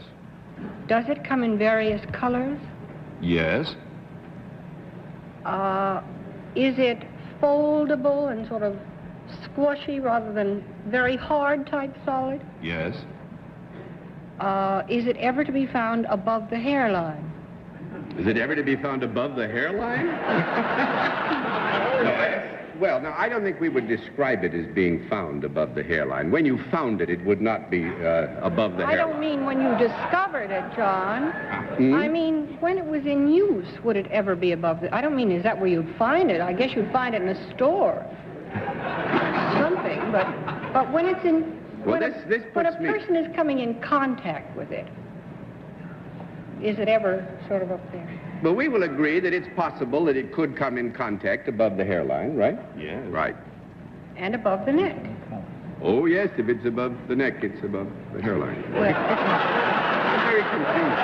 may I rule out that it is found in the mouth?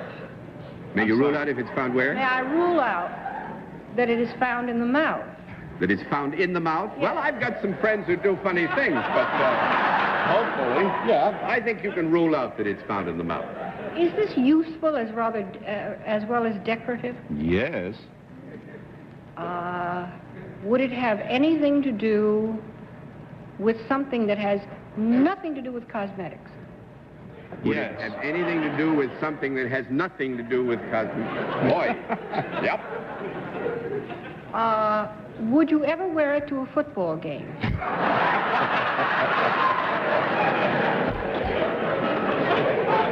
Well, now, strangely, I would have to say that it's possible that it might be worn to a football game. There you go.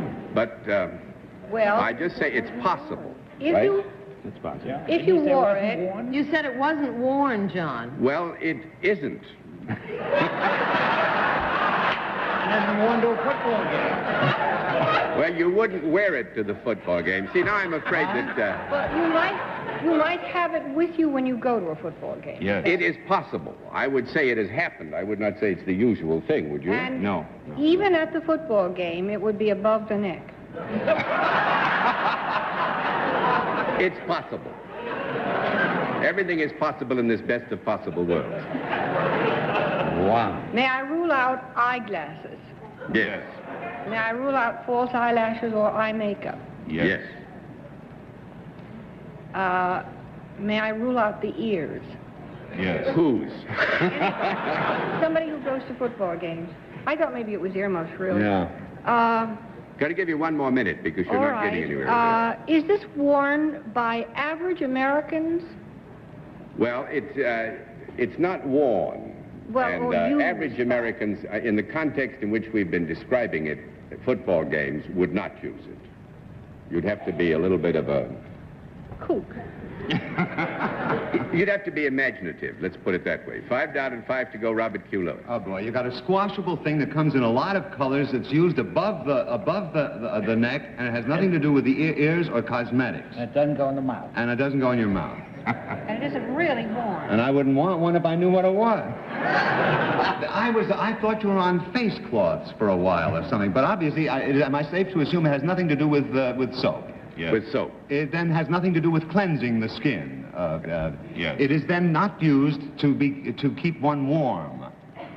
That will make it 6 down and 4 to go, and I'm going to throw all of it over. You got any ideas, Bennett? Oh! What? Nose warmer? Nose warmer. Oh, Tom, I knew if we let you go at it long enough, you wouldn't get it, and you didn't. Not a nightcap. No. How about a sleeping bag?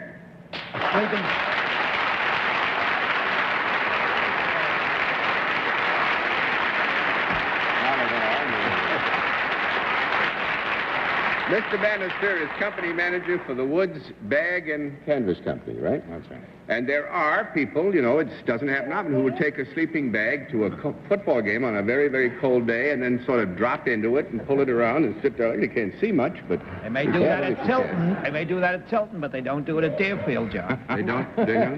Take sleeping bags with them to football games. Well, we'll Always hoped that the Deerfield boys could improve. Now, you've just introduced a whole new area to them. We use sleeping bags of Michigan, John. I just want you to know. The thing that interests me, Mr. Bannister's company, I guess you've outfitted some of the big expeditions, the Bird Expedition and Sir Hubert Wilkins. That's right. But the span of it, you can get sleeping bags for $20 to $160.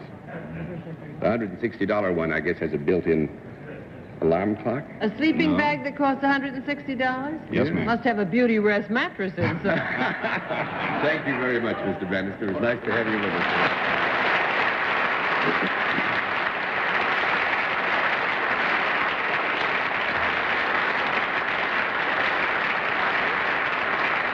And now we'll meet tonight's second mystery guest in just a moment. And now a second special feature of our program, the appearance of a second mystery challenger for which the panel is always blindfolded. And are the blindfolds all in place, panel? Yes. Back on. Good. Will you enter mystery challenger and sign in, please?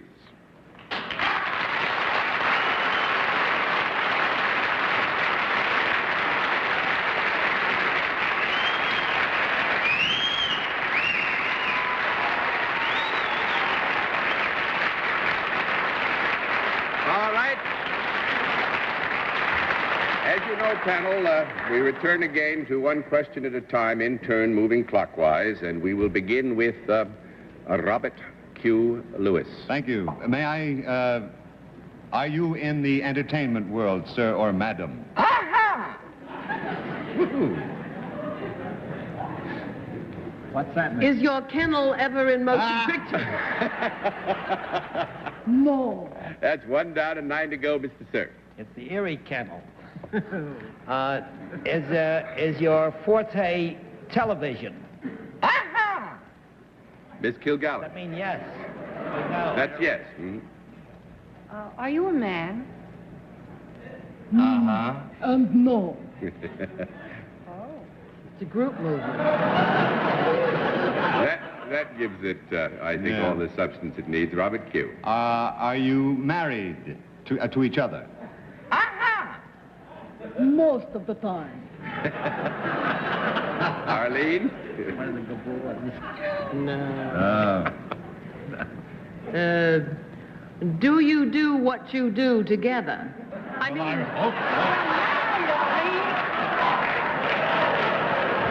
Most of the time. What? Most of the time? Mr. Sir? This most of the time. Can we rule out the entire Gabor family? Aha! Miss Kilgallen? However, has one of you been known to do an impersonation of a Gabor on a nightclub or supper club floor? No. 2 down and 8 to go? Robert Q. Lewis. No. Come on, I thought so, too. Gordon and the answer was no on motion pictures. Am I correct, John? Right. Well, it can't be Gordon and Sheila. When you work together, do you ever trod the boards? Aha! Miss Francis? Which one did you have in mind? Human justice? No. They've been home. There's been no call for a conference yes, that quite I right, remember John. where we That's what cease you and think, desist John. in this community dialogue until such time as a call for a conference has been made and permission to have one has been granted. Thank you very much. That's a mystery guest to you, John. Do you for the most part appear in serious plays rather than comedies? No. That's 3 down and 7 to go, Mr. Sir. Have either or both of you ever been on this What's My Line panel? Uh-huh. Miss Kilgallen? As well as appearing together, are you capable, and indeed have you had acts separately? Aha! You ever had what? Mr. Lewis? Have they ever had acts separately? Is it possible? This is to say that they do not necessarily, when they are perform together, that they very frequently perform separately. Did you both get, I hate this kind of question, but were you both at one time associated with Steve Allen? No. 4 down and 6 to go, Miss Francis.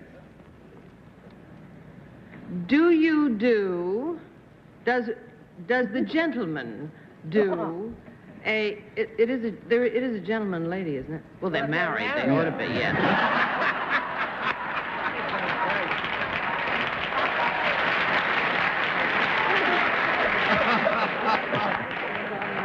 tell you, the world is changing so fast, you can't be sure about anything.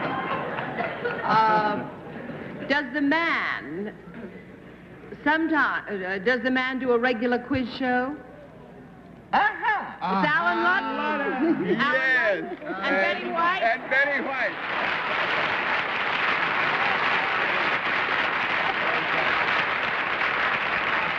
Well, I must say, congratulations, Alan. You certainly didn't give him the password. No. You didn't give him the password. And I'll put down my purse.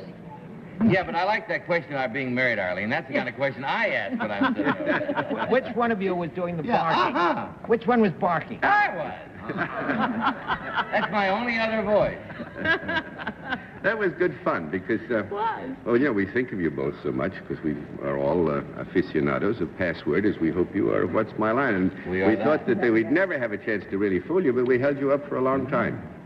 2 years ago, we fooled you less than this, actually, I think. Yes, you're... Well, that time you were meowing, now you're barking. Yeah. Well, we were fresh married that night. You summer stocked this summer, huh? Yeah. We summer stocked in Bell Book and Candle, and I did South Pacific. So. And you did all of the daytime password, the evening password? Yeah, password continues, thank heaven. Yeah, the man just loves his work, that's it. Thanks to you both for joining us on What's My Line.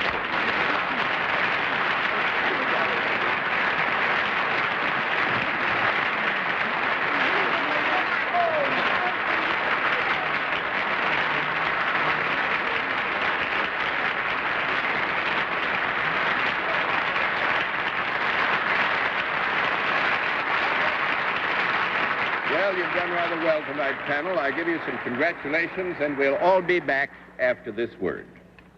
Well, again, Robert Q., it is always nice to have you here. Thank you, John. You look like you've had a glorious summer. May you have a wonderful winter, too. And good night, Dorothy Kilgallen. Good night, John. Good night, Bob. Come again soon. Thank you, Dorothy. Good night, Arlene, you pretty thing. Don't say good night. Good night, everybody, and Bennett, dear. You look beautiful, Miss America, John. Good night.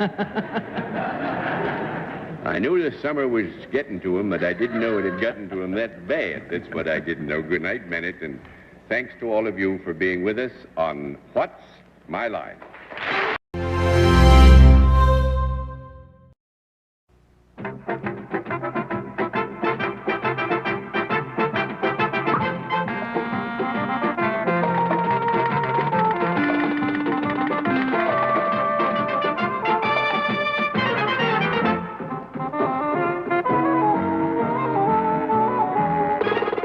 What's My Line?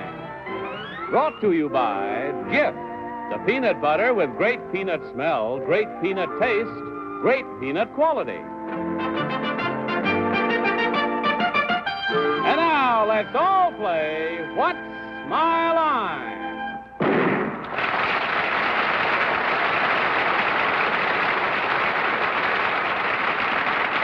And now, live from New York, let's meet our What's My Line panel. First, Columbia University's gift to television, the beautiful and talented Miss Sue Oakland.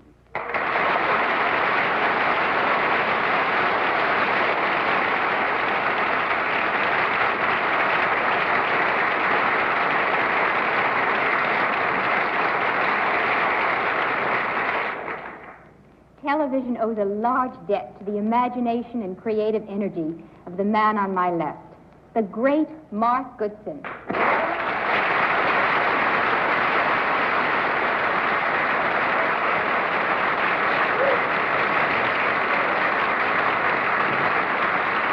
Thank you. For those of you who have no color television sets, Miss Cott is wearing a beautiful green dress. Miss Oakland. Miss Oakland. Believe it or not, we only have 8 more shows to go on What's My Line.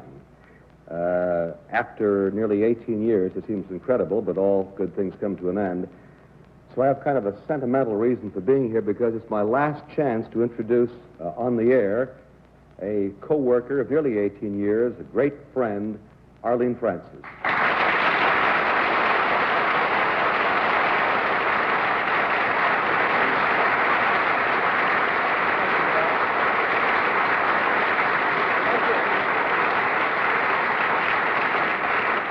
And now, our Random House publisher, whose amusing column, Try and Stop Me, is read in 600 newspapers around the world, and we have him for our very own for 8 more weeks anyway. Mr. Bennett, sir.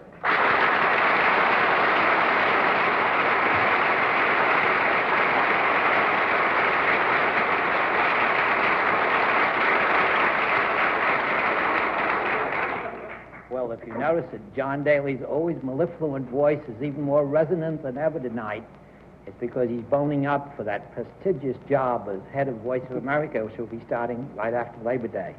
So he is Silver-Tongued John Charles Daly.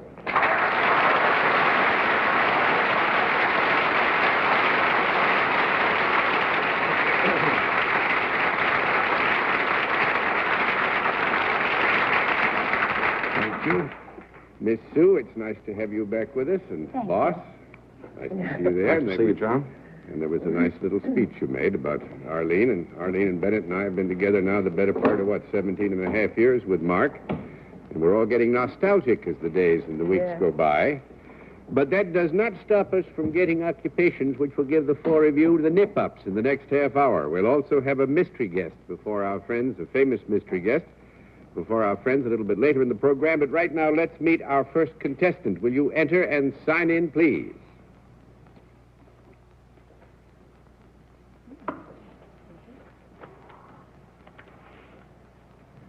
John and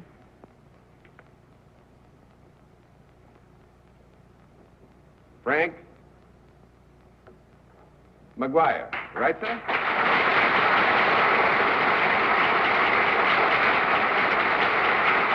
Good. Well, Mrs. McGuire, may I ask where you're from? Originally from Glasgow, Scotland, now residing in Victoria, Canada. Victoria, Canada, and originally from Glasgow. Ah, well, it's nice to have you with us. May I present you both to the panel? The Mrs. McGuire, and now if you'll come over here, gentlemen, we'll let the audience in the theater and the audience at home know exactly what your line is.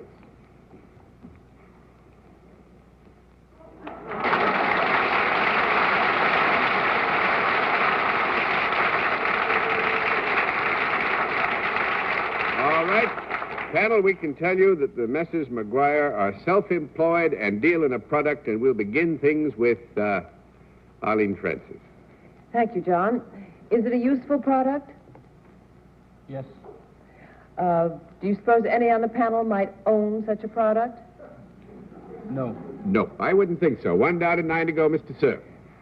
Mrs. McGuire, your backs were turned to us, so I didn't hear where you came from. Did you say Glasgow? Originally from Glasgow, Now presently operating in Victoria in British Columbia in Canada. in British Columbia. Is the product in which you are dealing, is it or has it ever been alive? Yes. Yes.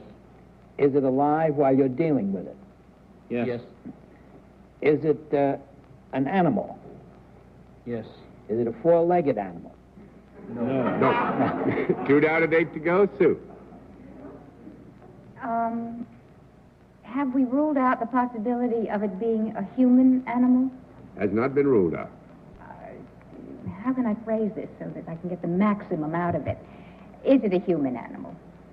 You got the maximum. I got the minimum. Okay. That's 3 down and 7 to go, Mark. It's an animal, but it's not four-legged. Is it an animal which is found on land as opposed to water? No. That takes care of that thing. 4 down and 6 to go, Arlene. It is therefore a sea animal, Yes. Very large? Yes. Sometimes. Grows, does it? Are its parts ever edible? Yes. Yes. Is it in the mammal family rather than the fish family? No. Nope. 5 down and 5 to go, Mr. Sir. British Columbia, they have some wonderful salmon up there. Might it be the salmon family that you're dealing with? No. Nope. 6 down and 4 to go, Sue Oakland. Now, when we say animal, that's a very large category. That means living. Is that right, John? Right. Because a fish is considered animal on this program?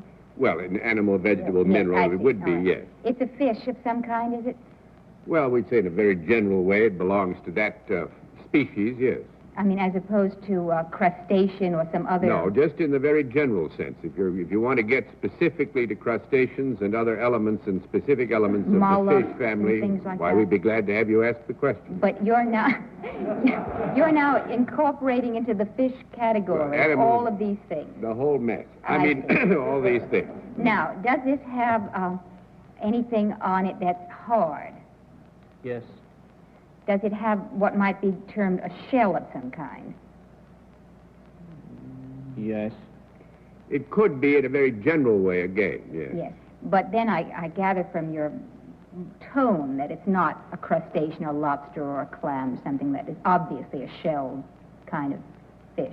Yeah, I would say it's not as obvious in this case as it is in other cases where one can't shell out as often as one would like to. Does this have scales, then? Is that what you would be considering the hard part? No. No scales. Actually, hasn't got a weight problem. That's 7 down and 3 to go, Mr. Good. This fish, or whatever it is it, do they come pretty sizable? Do they ever weigh up to 100 pounds? Yes. Yes. They do? You both of you fellows work on in the same place? Yes. Yes. Yeah. Do you train or catch this particular kind of fish? Yes. Yes. Is it something like a turtle?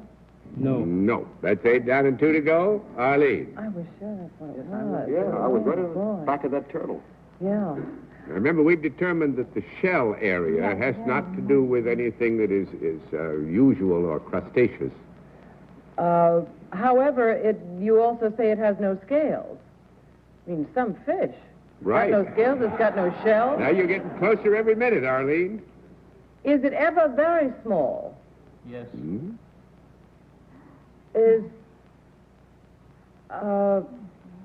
Would it be considered a soft shell in any way? Well, to the degree that a shell is there, we'd have to agree that it has a I mean, like softness a soft to it. shell crab. Well, it wouldn't. I wouldn't say it would be exactly like a soft shell crab. We're assuming that what structure there may have been at one time hard shell, now has to be generally described as being in the shell area, and we would be very happy, as I think you would be, if we got over this got whole away thing. from the shell. Does it ever get into the sand? No. Rather than stay in the sea? Doesn't like sand, as a matter of fact. You both come from Scotland. We can eliminate the Loch Ness monster, I take it. Minster, too. You can get rid of the minster. Does this object that you deal with ever croak? No. A lot of people see croak when they see one, though. Right, I'm scared to death of them. Is it a snake? No, I think an probably... eel? An eel? No. An eel has no shell. It's No. the area that we're talking about that threw you off. Actually, I didn't know it, Not but a there snail. are octopuses up there. I Big was thinking of octopus, but where is the shell on the octopus? Well, it's an They're old... all so soft. It's in the beak. It's an old, probably had a big shell at one time, which is why I tried to get you away from shells as much as I could. until That they old weren't shell hard. game again. The old shell game. But actually, John and Frank go out in scuba gear and go down to the lair of the octopus, which they know and which they will not reveal specifically. I'm happy to needlessly. hear. And what is it you take, copper sulfate? Yes. Yes. And they squirt copper sulfate at them, which irritates the daylights out of an octopus, would, I'm sure, any one of you, too. And then the octopus gets out, and preferably you get them in sand where they can't use the suction cups. Then they wrestle them up to the surface. And Did they squirt back at you? Yes. Ink. Ink? How big is a big octopus? Oh. Oh, they go real big. 150 pounds.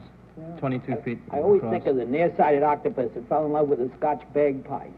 One of the... We've had that one. The Messrs. McGuire's have heard that one. They came from Glasgow, you know. Well, it's a wonderfully interesting occupation, and thank you both for coming down to see us. It's nice to see you.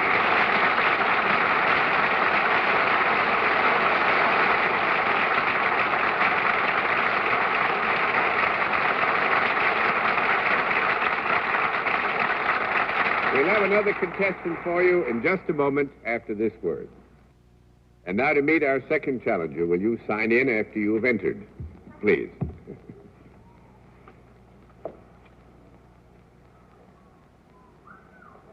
Sandy Driggin, right, ma'am?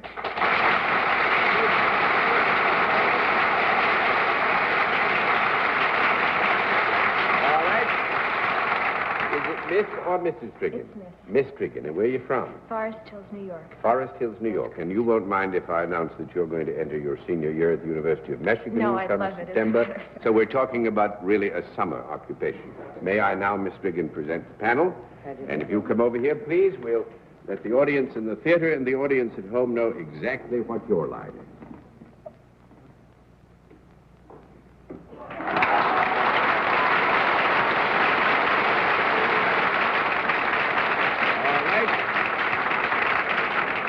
Panel, we can tell you that Miss Strigan is salaried and deals in a product, and we'll begin things with bedded surf. Well, now that we found out, Mr. Reagan, that an octopus has a shell... Don't fight City Hall, Bennett. Just go get the Which I books. still doubt very much. Mr. Reagan, the product that you will deal in is one, I take it, that could be used by human beings? Yes, sir. Human beings of both sexes? Yes. Might it also be used by children? Yes. Is it a product that is consumable? Yes, it is. Is it taken into the mouth? Yes, it is sometimes. It is. Well, I would just say yes, it is, period. Is it a solid rather than a liquid? Hopefully. It is a solid. Is it sometimes eaten cold and or warm? Can it be eaten both cold and warm? I think so. You can? No, wait a minute. We got to have a small cut.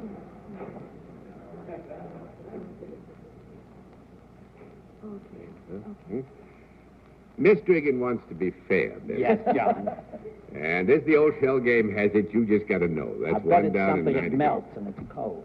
Well, now, York, Melts when you'll be it's back. warm, then. No? When it's cold, when it's warm. Is Yes, it- Sue? Is it sweet? Yes, it is. Is it in the confection or dessert area? Yes. Could be so considered, so. Is it sold at circuses and, kind of amusement parks and, Yes, I think so. It could be. It could be.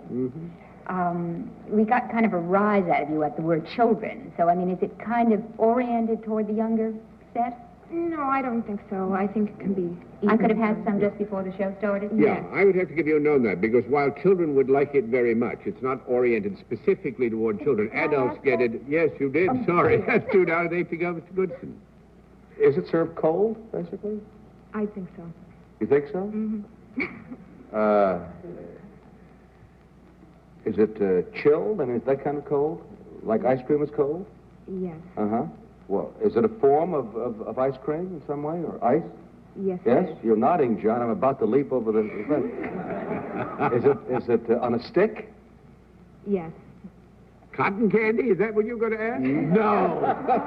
You're a popsicle thrower or something like that. Popsicle thrower? No. That's 3 down and 7 to go, Miss Francis. Are you a good humor girl?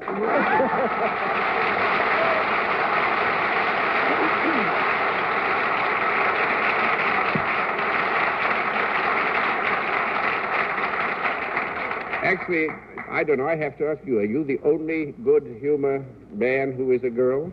No, there are a few of us, but very limited number. You have your own wagon? Yes, I Yeah, do. Sandy drives a white good humor truck. Where do you hang out, Sandy? Don't tell him. Don't tell him. My heavenly days, he's not in the office very much now. We can't have him hanging around Reno Park all the time. But has her own area, and you wear a blue jacket and slacks and a cap. And a blue cap. And I ring the bells. Any samples? Not with me right now at Mel. As we found out. And is entering, what is your course at Michigan? I'm a pre-med student, and I'm majoring in economics. I hope to go to medical school after I graduate, which is next April. Oh, wonderful. Congratulations to you and good humor for having such a charming day.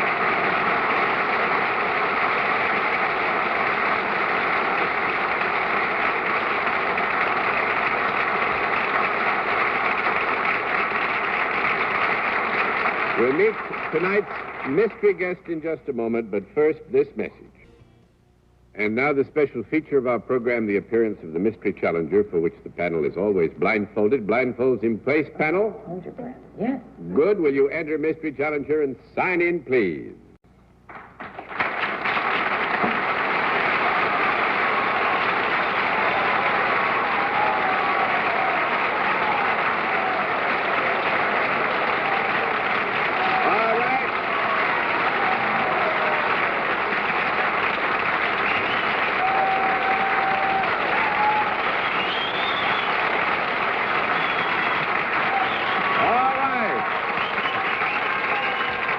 know, panel, in this case, we go to a different form of questioning, one question at a time, in turn moving clockwise, and we'll begin things with Mark Goodson. Thank you. Incidentally, John, you know, I've been trying desperately to peek through this mask to see if it's possible. It is impossible. It's very black in here. Is the mystery guest female, feminine? Nope. 1 down and 9 to go, Miss Francis. Are you in the motion picture world? No. 2 down and 8 to go, Mr. Sir. Is there more than one mystery guest? Sue? I thought so. Either that or it had the longest name in show business. Now, is this what might be classified as a group, then? Yep. Mark? Are there more than 2 of you? Yep. Arlene? Are you a musical group? You lose 2 points on that. That's 4 down and 6 to go, Mr. Sir. Would you by any chance be a baseball aggregation? That's 5 down and 5 to go, Sue. Have we established the show business nature of the work that these people do? I don't believe so. Well, can we now establish that? Do you? Are you? Have you? What? What? In show business. Yep. Oh, okay. Mark? I'd like to know how many there are in this group. They're all men. That's been hasn't it? Yes. May I assume that you're all men? That's because I asked if there were. Are you're all men, right? Yep. Okay. Are you actors? Would you describe yourself as actors as opposed to singers? Yep. Arlene? Yep. They are actors, that's what we've found out, but they're not in the motion picture world. Are you television performers? Yep. Dennis? There's an echo in this place. Have you now or ever had anything to do with this panel in the past? Yep. Nope.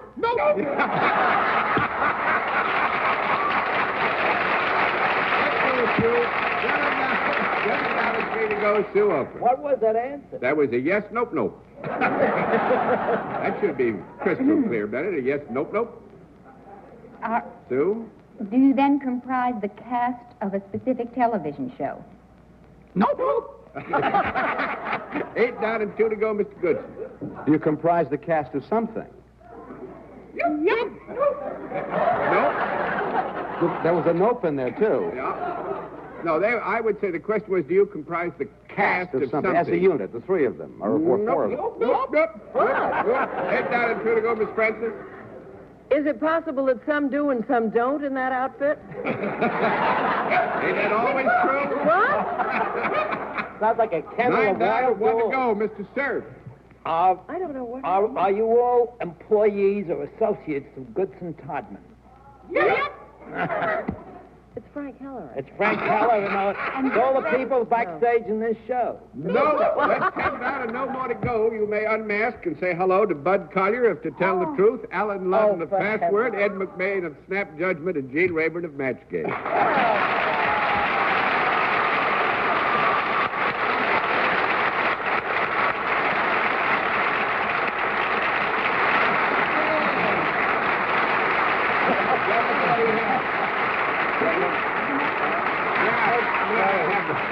I have the honor of presenting you all to Mr. Goodson. I want to thank all of you men for coming here and disgracing us. You almost had it. No, not anywhere near. Good. I'm glad to see like a bunch of kennel dogs. Just keep those checks coming. Jeannie and I love to see him every week. We got around the acting thing because when it was asked, you got yep, nope. Actually, Alan does do summer stock, as you know, and I think also I you do, too. Yes, And Ed has, and too, Ed's yeah. done it, but you haven't done summer stock yet. No. So Jody should have been one of. This picture isn't really complete yet.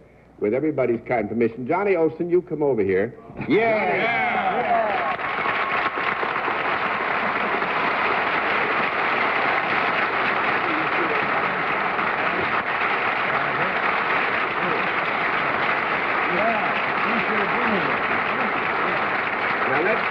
Let me explain. Of course, you've all seen Johnny with us before, but Johnny also is associated with 3 of the 4 programs represented here. Which one do you know? I couldn't make Allen's because they were conflicting with But our on To Tell the schedule. Truth, on Snap Judgment, and on Match Game, Johnny's part of that, too. He's Johnny will warm up very 3 much people on a part corner. He just sees 3 Hello, I'm Johnny Olsen, left here. Yeah, we're going to run him for something, sooner or later. Well, thank you, fellas. Good to see you. Nice to meet you. Good to see you, John. Well, thank you. Good to see you. Go give us a hug. Hello, man.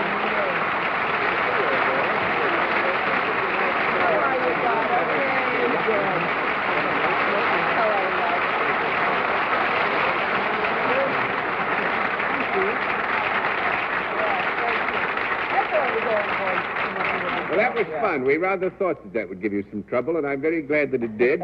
But in spite of that, I must say you did well. You performed well. We can give you some congratulations, and we'll all be back after this word. Well, Miss Sue, again, it was nice to have you with us. Mark, hope you enjoyed Thank you, John. It was fun. being at work for a change. Arlene and Bennett, how's that? And good night, Miss Sue. Good night. Good night, Mark. Thank you, dear. Good night. Night, Arlene. Hope you'll be on with us for another 10 or 12 shows, Yes, Mark. thank you. Good night, Bennett. Henry Morgan joins me in saying good night, John. 1, 2, 3, 4, 5, 6, 7, 8, 9, 10. I just wish he'd gone to Tilton School. He'd have been a much better man if he had. That's all I've got to say. And thanks to all of you for being with us on What's My Line? What's My Line is a CBS Television Network production in association with Mark Woodson and Bill Totten. Miss Frances Gown from Bonwit Teller, Miss Oakland's from Oscar de la Renta. This is Johnny Olsen speaking for What's My Line.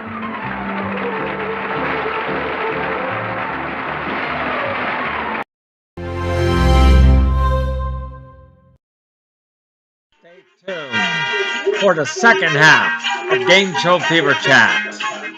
Coming up next.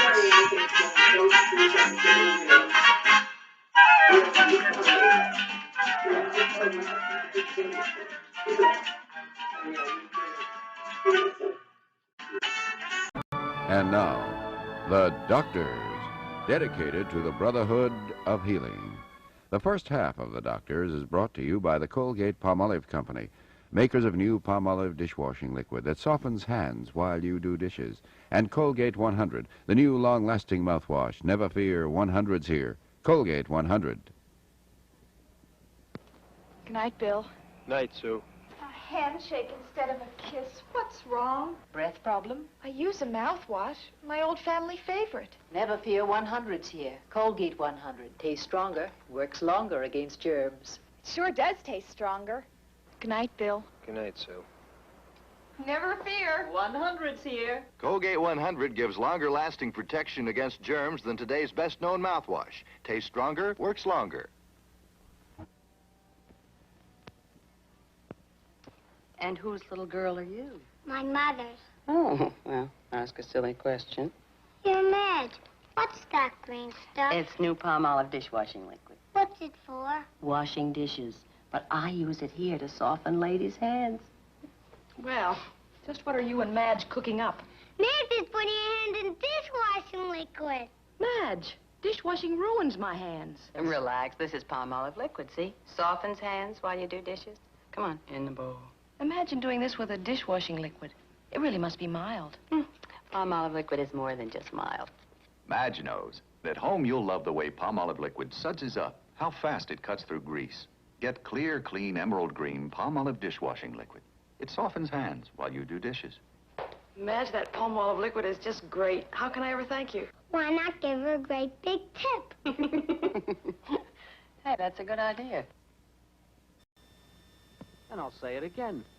Without bacon, we're nothing. Who says so? Then why are people so fussy about which bacon they buy, huh? Why do they buy more Swift's premium bacon than any other brand, huh? Yeah? It's that sweet smoke taste. Folks know it's different. You know, I never looked at it that way.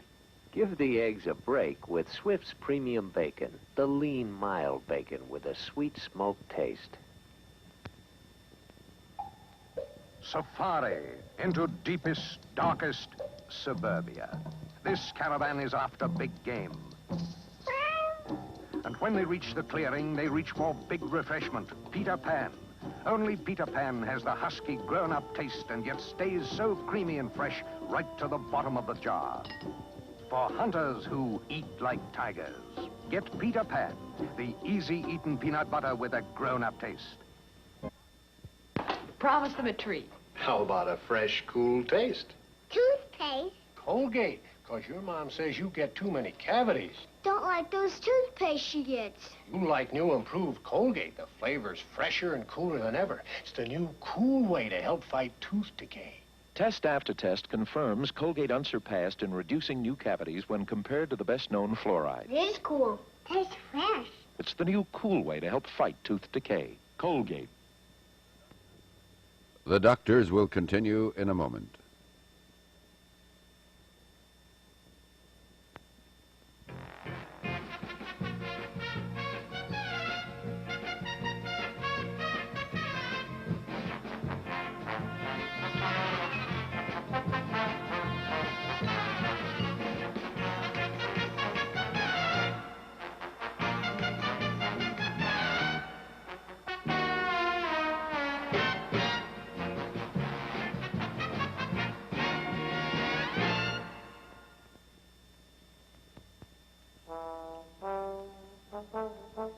Ever notice the similarities between people and their dogs? Well, dogs, just like people, need a balanced diet. And that's what dogs get in Gaines Meal. Meaty tasting nuggets full of vitamins and protein. In fact, if you feed your dog Gaines Meal every day, he may be even healthier than you. Gaines Meal, the balanced diet for the American dog. I got tired of colors fading in hot water, so I tried Cold Power, and it worked. But how does it clean? Great. Todd's jeans were filthy, but look at them now. I use Cold Power for everything. Just look how white this pillowcase is. What about germs in cold water? Well, I understand Cold Power germ proofs. You're right. Laboratory tests have shown Cold Power germ proofs and gets out the worst kind of dirt in cold water.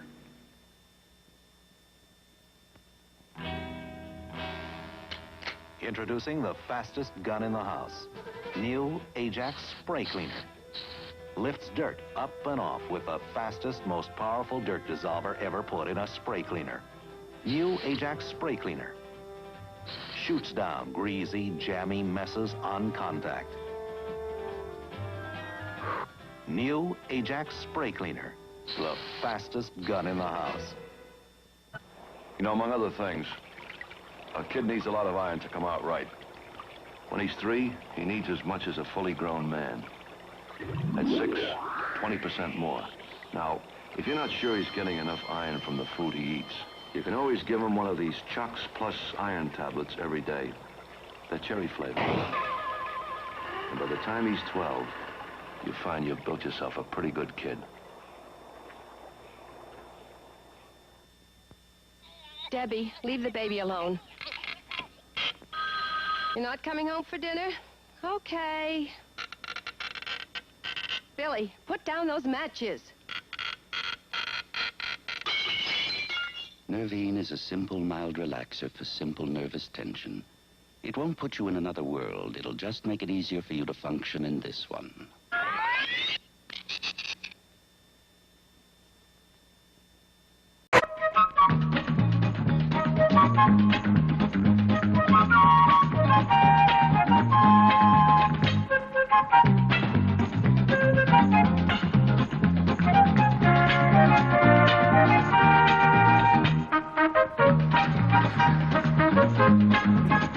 Let's all play What's My Line?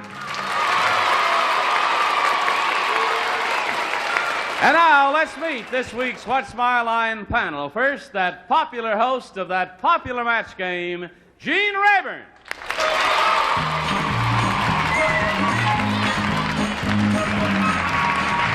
Thank you very much.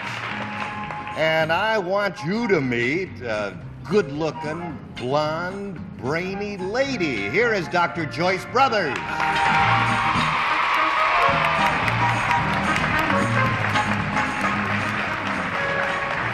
And here's a handsome leading man, star of Broadway, Jack Cassidy.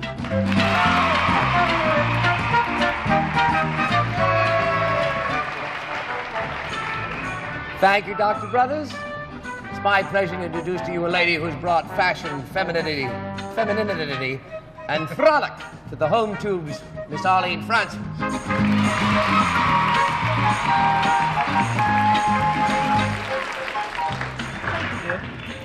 And now let's welcome Mrs. Bruner's darling little boy, Wally.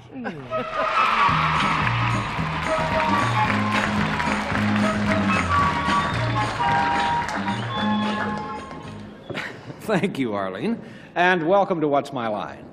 During the next 30 minutes, you're going to meet some interesting people engaged in the most unusual occupations, which we hope will baffle this panel of experts. And in addition, the panel will face a mystery celebrity guest just a bit later on.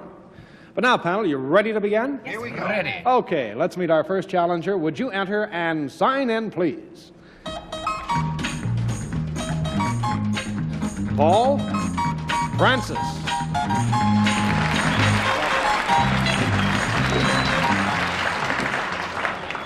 Mr. Francis, may I inquire as to where you're from? London. London, England. Very good. Panel, I'll tell you that before Mr. Francis settled on his present career, he had a number of others. He was an exercise boy for a riding stable, a cook in a restaurant, and for 7 years he was a hairdresser in a beauty salon. Later, he took up the bongos and drums and played with many big bands throughout Europe. Now we come to his present occupation. He deals with a product, and let's show the audience just what his line is.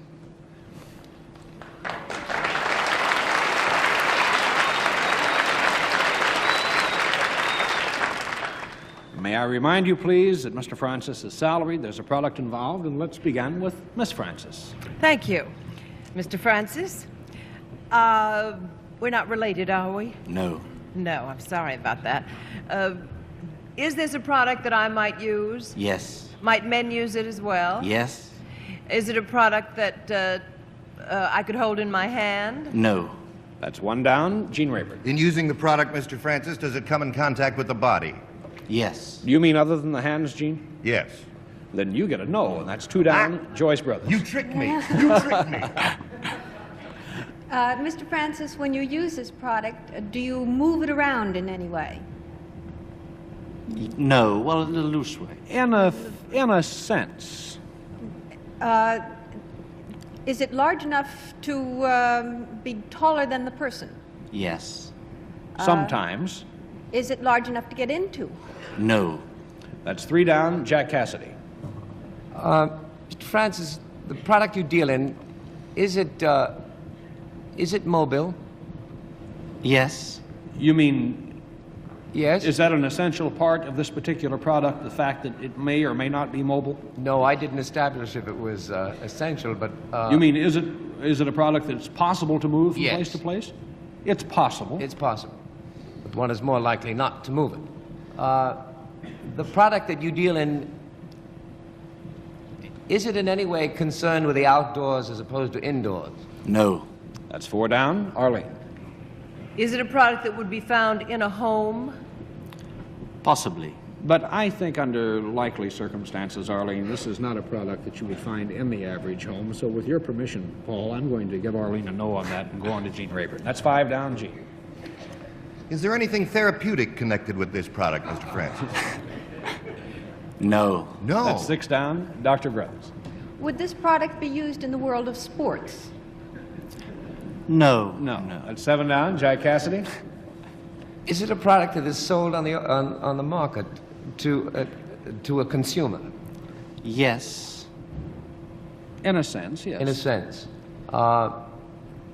If I were to avail myself of your product, would I have to come to you to...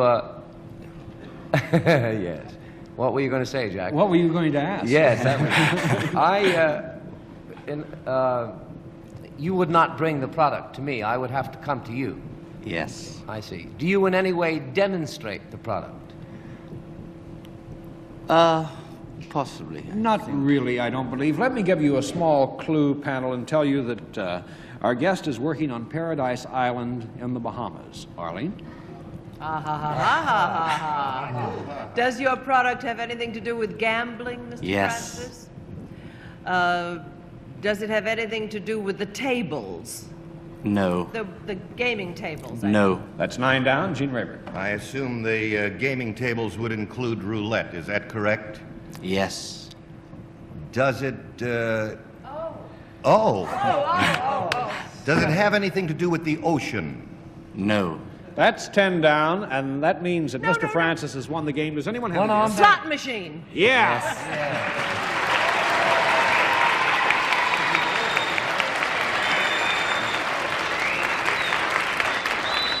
Panel, may I tell you that Mr. Francis repairs slot machines, and he works for the Paradise Island Casino on Paradise Island in the Bahamas. And after such a varied career, how did you end up as a slot machine repairman?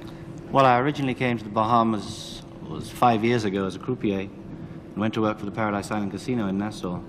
And they needed people to go to learn slot machines. And I went to Chicago, went and worked on the line.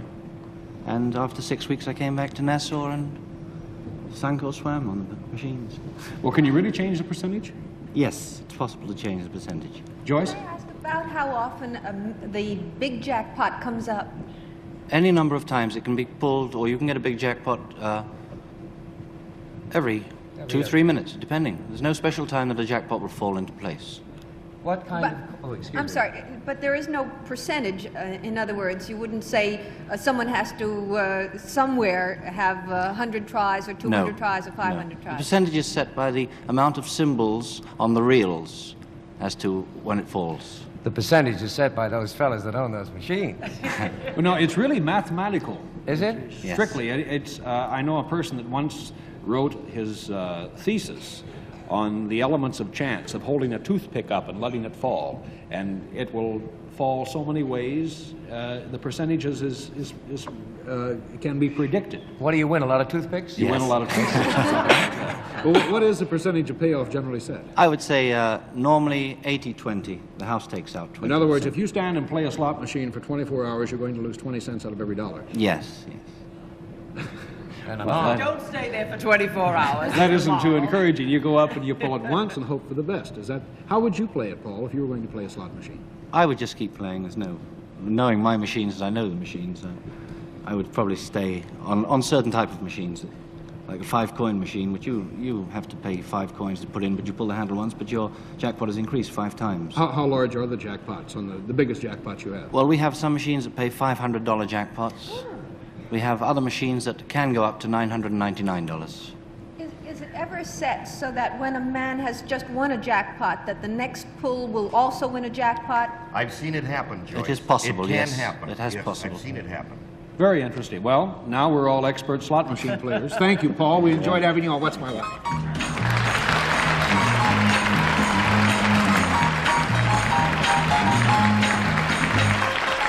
We'll be back to meet another challenger as What's My Line continues. Oh, we were off to a fairly good start on the 11th question, or on really the 11th no, we guessed that one. Let's see how we do on the next. Would you enter and sign in, please?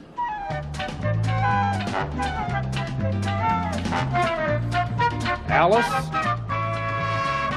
Schiller.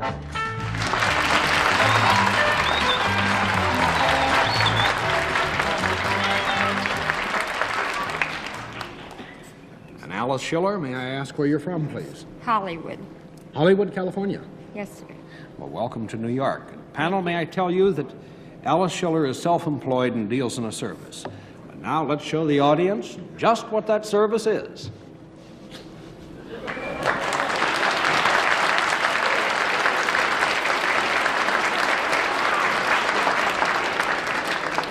May I remind you, panel, that Alice is self-employed, it's a service, and let's begin with Gene Rayburn.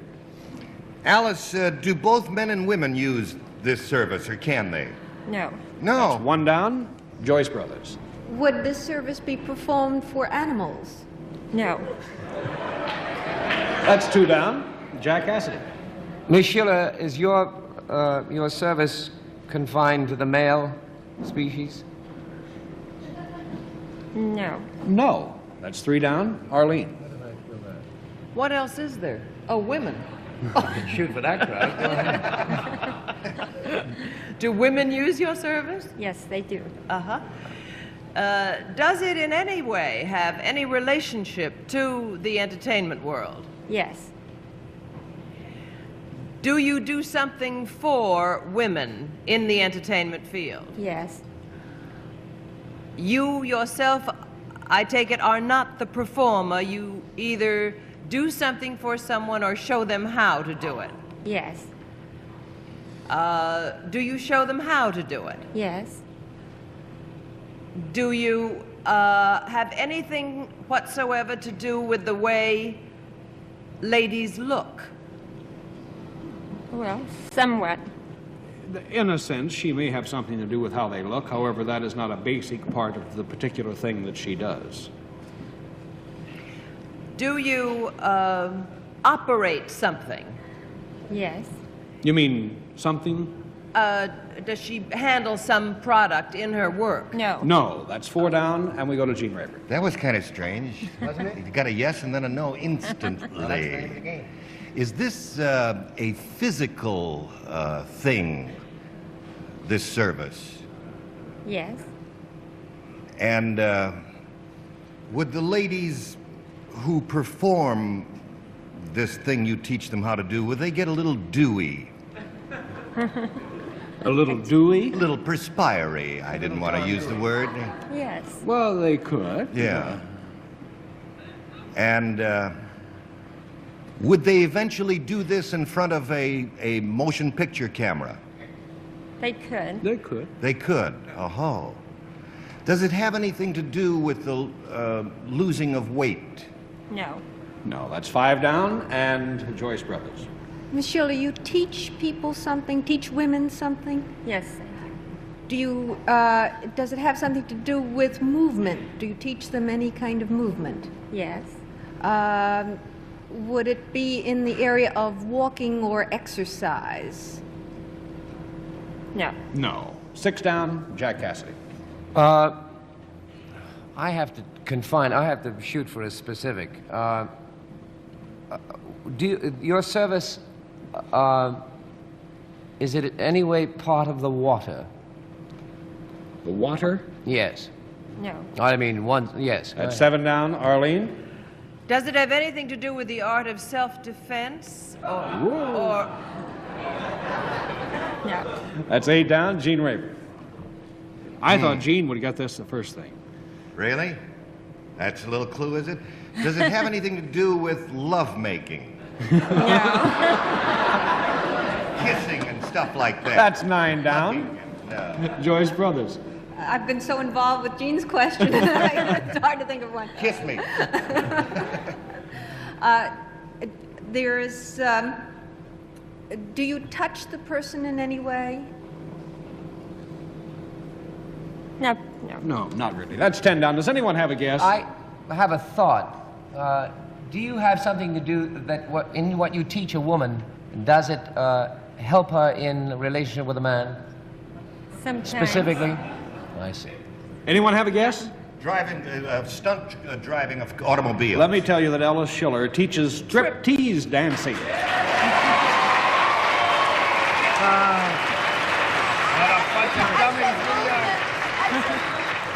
I'd like to see her striptease without any movement. I asked about movement and said no.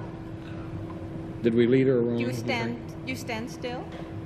Well, sometimes we did. Well, so, okay, 1 black mark for us. But let me tell you that Alice teaches striptease dancing and is the dean of the Pink Pussycat College of Striptease Dancing in Hollywood, California. How about that?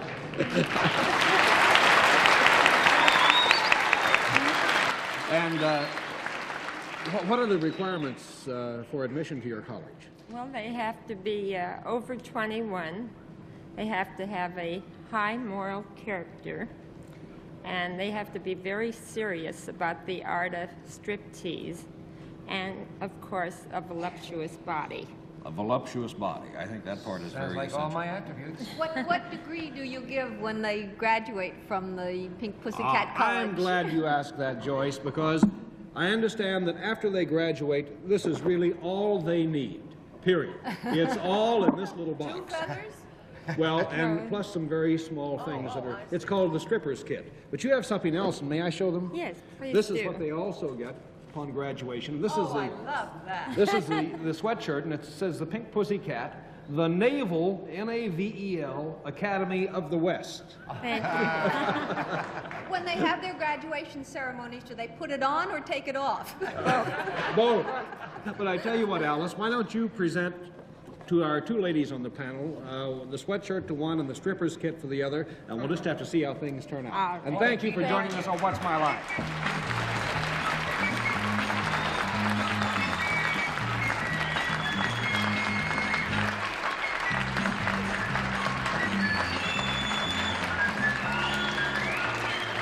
And we'll be back to meet our mystery guest as What's My Line continues. Now, panel, it's that very special part of What's My Line when we meet our mystery guest. Are the blindfolds in place? Yes, Righto. sir. All right, mystery challenger, would you enter and sign in, please?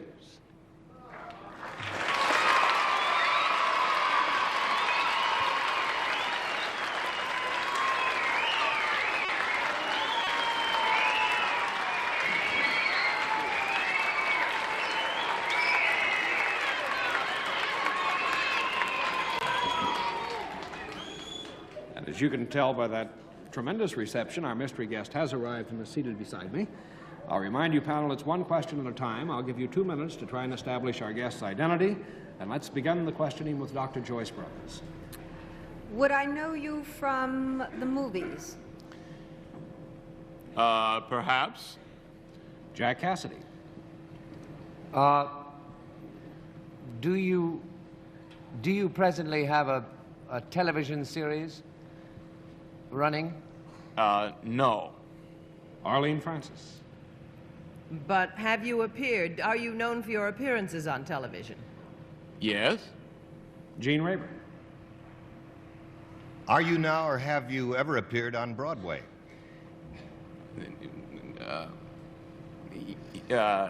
Yes, ever. I would say that our mystery guest has appeared on Broadway, but this is not primarily the thing he is best known for. Joyce Brothers. You have a beautiful voice, and obviously you appeal to the women. Are you a singer? Yes. Jack Cassidy. Have you ever done a film for Walt Disney? Yes. Arlene? I think so.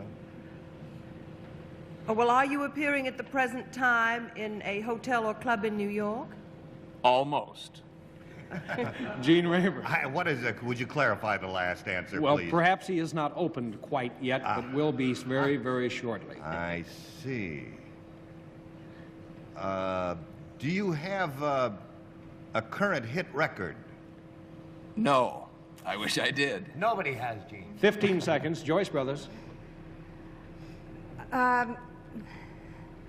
Is the Walt Disney picture a recent one?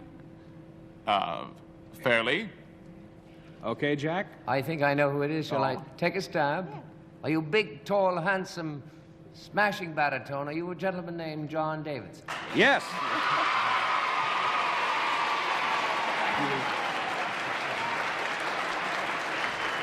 I should have known. I think this is very interesting because as we were standing backstage, John mentioned to me, he said, you know, Jack Cassidy is really my idol.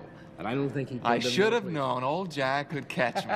Old Jack? Well, that's an affectionate term, Jack. That's like saying my old buddy, you know. did say O-L-E and not O-L-D. When I sat down here, I didn't know what to think because in front of me, it says admission requirements, over 21, high moral characters, voluptuous body. You have to wear the rhinestone that's in my kit in your navel if you want to follow did that. she give you that, Doctor? Yes. Oh, John, but what is even more interesting, courses of instruction, psychology of inhibitions, and controlling the structural components of the anatomy. But nonetheless, Jack, I was sorry to hear about Maggie Flynn closing. I love the song from the show, though. I can't. How can I walk away? Why can't I walk away? Why can't I walk away? Dead wrong for your voice, John, but No, it it's a isn't. lovely song. I'll look forward to your next show. You're at the Persian Room, right? Yes, we open We're almost opening now, I guess, when the show airs. Right. And you like the live performance as opposed to TV and records? Much better, yes. I would much rather be performing on Broadway as Jack or in a nightclub rather than television, I think. Well, you've picked a good spot. It's the swank Persian room of the Plaza. John Davidson, thank you for joining us. Thank you, Wally. John Davidson.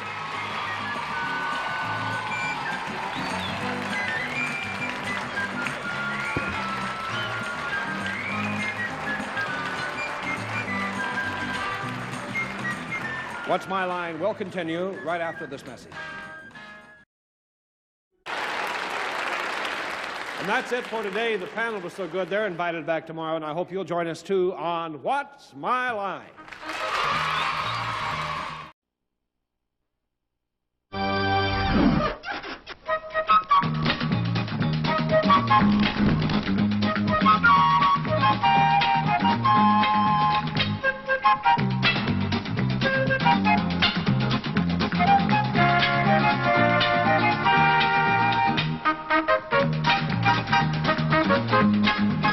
Let's all play What's My Line?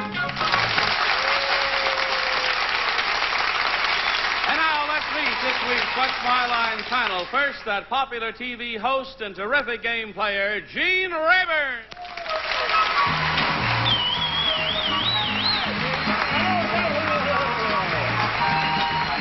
Thank you, Johnny Olson.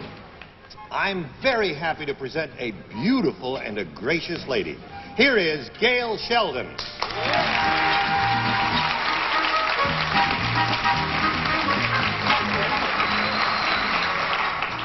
And I'm delighted to introduce a multi-talented young man, Bert Convy.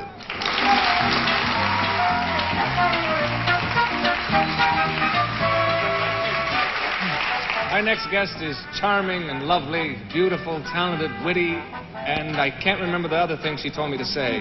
Well, anyway, Arlene Francis.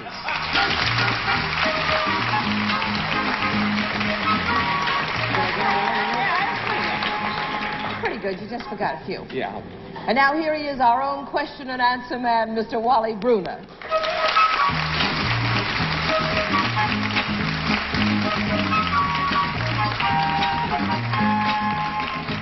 Well, and here we are again, a good-looking group over there on the panel. Such a gentleman, Mr. Rayburn, helping Miss Sheldon. Yes. To her chair. My, that's a gentlemanly She's thing such to a do. nice lady. She is. And did Mr. Convy... He helped me with my chair. And he's going to help me in and out. Stick around, because as the week goes on, things get a little tougher over there, but at least it's friendly when everything begins. But nonetheless, welcome to What's My Line. Are you set to play the game? Yeah, let's go, Wally. Well, let's get things underway by meeting our first challenger. Will you enter and sign in, please?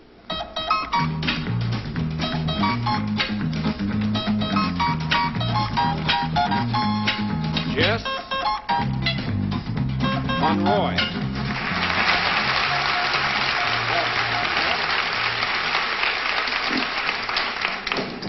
And where are you from, sir? Los Banos, California. All right, panel, may I tell you that Jess Monroy deals with a product, and now let's show our audience just what that product is.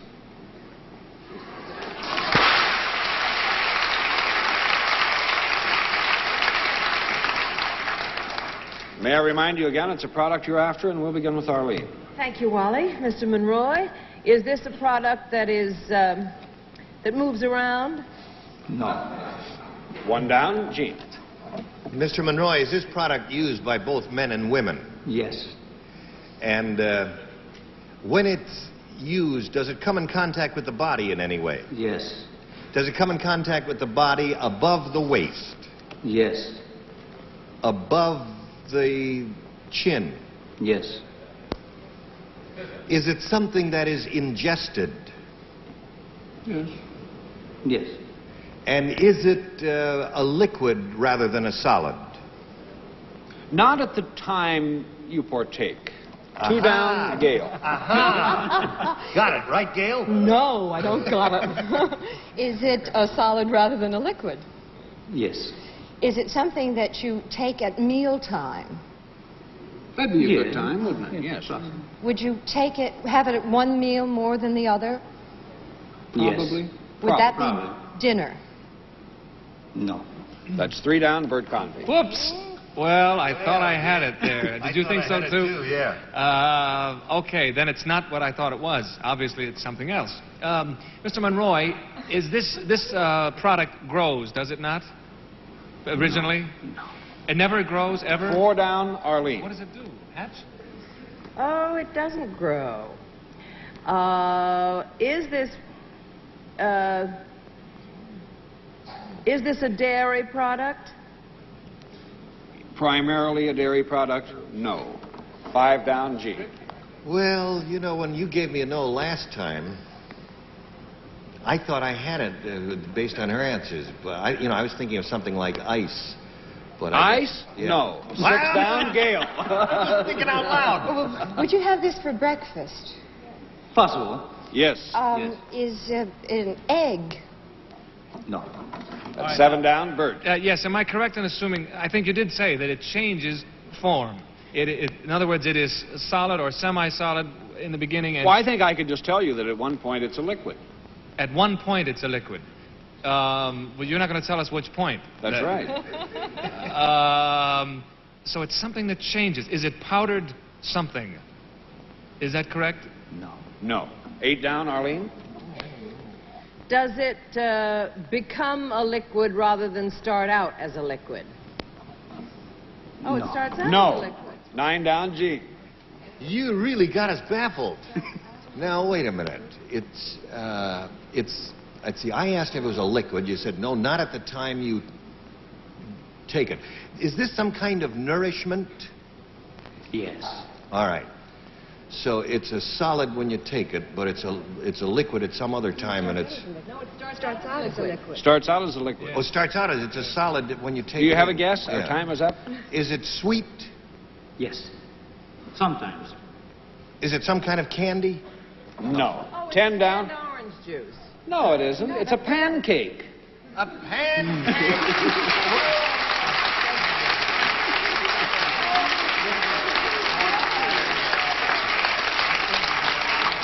Arlene, do you wish to protest? Well, the only thing is that I know that it always sounds as though I think I know what I'm talking about, and I don't. But when Bert asked if it grows, you said no. Now, wheat grows. And Oh, but it's so far removed yeah, from but that's wheat. what I was thinking of. Oh, but they make pancakes out of things other than wheat. Out of what? Buckwheat Monroy? flour and pancake flour? Soybean. Save me, Mr. Monroy. Make It has cottage to cheese have a- pancakes, They make cottage cheese pancakes? peanut butter pancakes. With They don't no, grow. using no flour at all?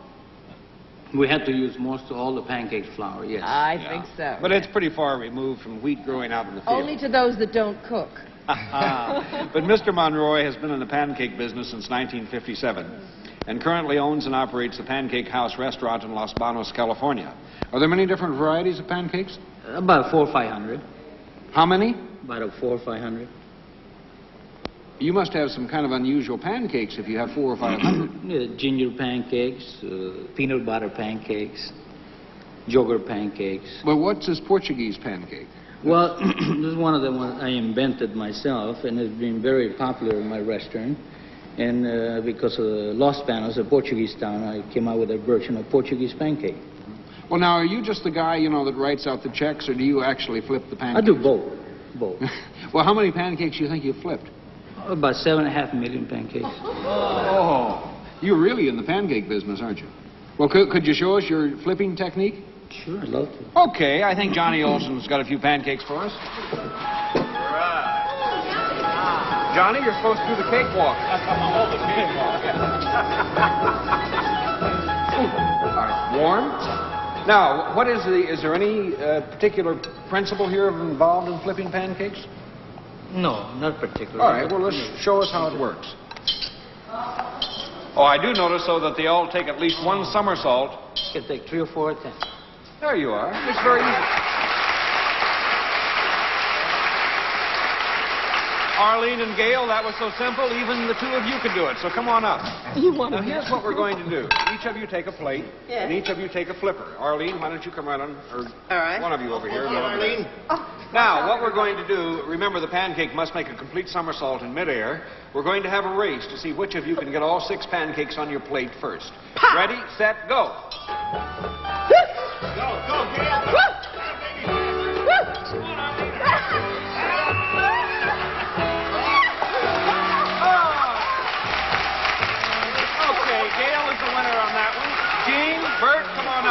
Gail, you and Arlene can sit back down. So Gail won that round. So you're the cook, eh? All right, fellas. Let's see how well Thank the you. two of you do. Now remember, it's a race for time. Right. Ready, set, go! Boing, boing, boing, boing, boing, boing. Vanessa flip. Bert's disqualified. Why's that? They have to turn a somersault in the air. Oh, I didn't know that. Okay. Pancake there. Wait. We declare Gene Rayburn the winner. And that means that Gail, you and Gene have to have a flip-off? A flip-off. Watch your limb. Okay. Let's redistribute All them right. here. 2, 3. You're going to eat these. One more. We'll take these off. You ready, Gene? You ready, Gail? Right. Ready, set, go. Right. Yes. Make a flip or somersault. Be a gentleman, Gene.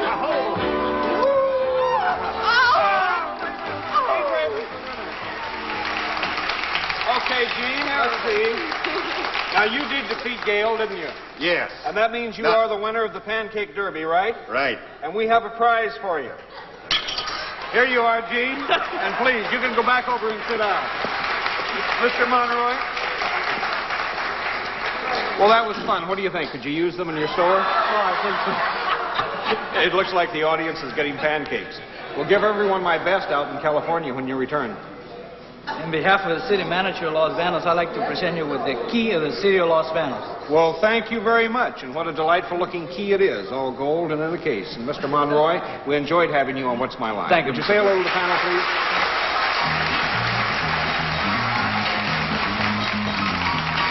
What's My Line will continue right after this word. Everyone to know that the only person I know of who owns a pancake tree is Arlene Francis. That's true, I do. Bleeny tree. A bleeny tree. A bleeny Did you ever hear tree. that? Let me pick a All pack right. of pancakes? Is a famous old thing. Piper pancakes. Let's keep things going. I'll meet our next challenger. Will you enter and sign in, please?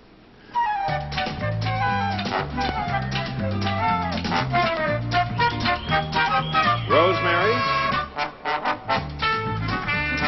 Raw Levine.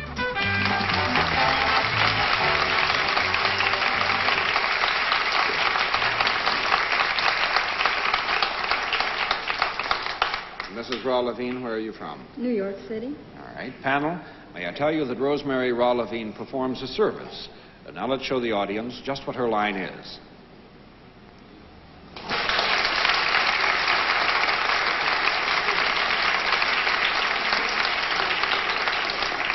May I remind you, please, panel, it's a service you're after, and we'll begin with Gene Rayburn. All right, Wally, I thank you.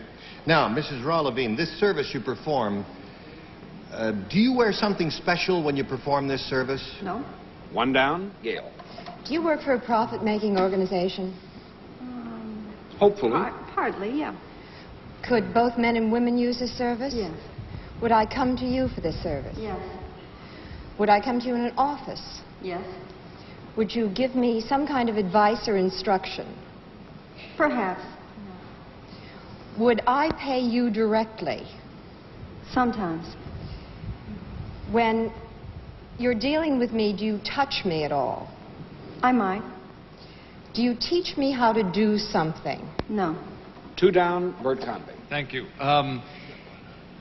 Does something exchange between us other than money? Is there an exchange of papers or forms or anything? No. Not usually. No. Three down, Arlene. Do you have to have some kind of special training for what you do? Yes. Is it formal education that you must have? Do you have, would you say that your work is in any way connected with the medical profession? Yes. Do you do something other than dentistry? Yes. Do you operate any kind of machinery? No. That's four down, Gene. Now, we've established that she touches. 30 seconds. Sometimes she touches, right? Sometimes. Yeah. And she doesn't wear anything special. And she's not connected with the medical world. She is. Yes, yes, she is. She is. Where was I when that To what? jump on. She is connected with the medical world, but has nothing to do with dentistry. I see. Now, in addition to your college education, did you have to have further schooling to do what you do? Yes. Are you an MD specialist of some kind? Yes. Do you treat both men and women? Yes, I do. Are you a doctor of internal medicine? No. 5 down. Gail, quickly. The area you work on, is it above the neck?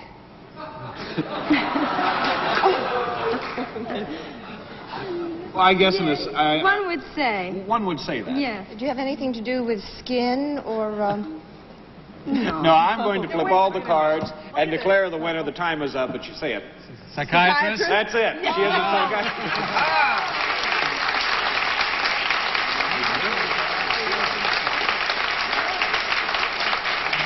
Gail, we really thought you had it narrowed down when you said, is it above the neck? It certainly is, isn't it? But Mrs. Raw Levine is more properly addressed as doctor, who is a practicing New York psychiatrist. And you have a specialty even in psychiatry. Yes, I'm a child psychiatrist.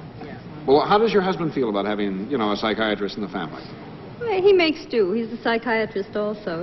He tries to understand. Oh, you're both psychiatrists. Does he specialize in child psychiatry? No, as well? he's in community psychiatry.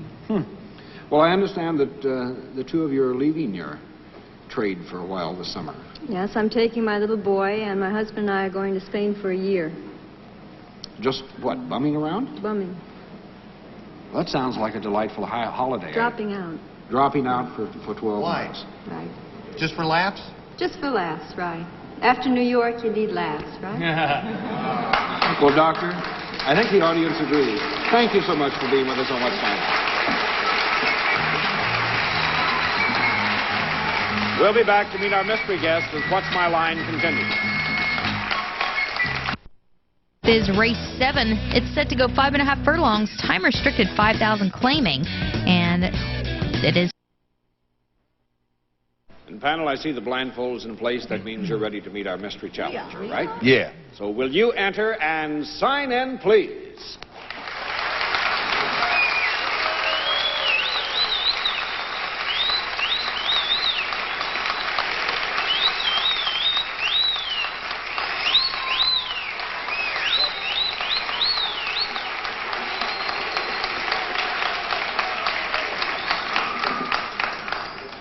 Panel, you know the rule. One question at a time. I'll give you 3 minutes to try and establish the identity of our mystery guest, and we'll begin with Bert Convy. Thank you, Wally. Mystery guest, are you currently appearing in New York City? In the theater or clubs? No, not at the present time. Okay. Arlene. Are you best known to our audiences through television? No, not from television in America, no. Gene. Well, are you connected in any way with the world of entertainment? Yes, I am connected with entertainment. Gail. Are you a singer? No, I am not. I can't sing. Bert? Then it figures, are you an actor, sir? Yes, I am an actor. Arlene. Are you an American actor? No, I'm not from this country. Gene. Well, let me see now. He's not appearing anywhere now. Are you in a film that's appearing in New York now? No, I'm in a film, but it is not in New York yet at this moment, no. Gail. Are you French, I hope? No, I am not a Frenchman.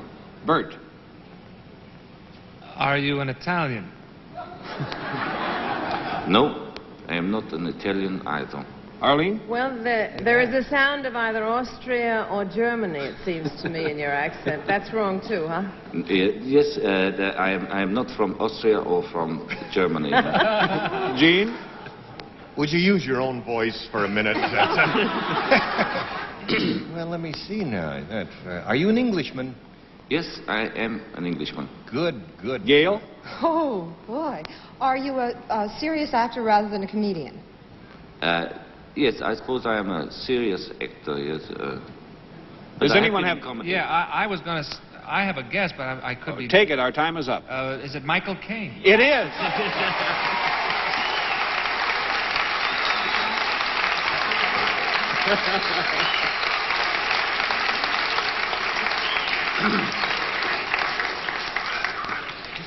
Michael, we don't see you around New York City too often. What's the occasion? Well, I'm over here because I have a film that is opening in the United States, throughout the United States, and I came over to help it along a little. Well, tell us about it. What is let's help it a little bit. Yeah, tell us the name. All right, yes. It's a film called Too Late the Hero, which I made with two marvelous American actors called Cliff Robertson and Henry Fonda. And it's directed by a marvelous American director called Robert Aldrich. And it's the man who made The Dirty Dozen. He's made a war film about the Japanese and the British and the Americans in the Second World War. And it's called Too Late the Hero. Very good. When? And it's coming in the very near future, I assume.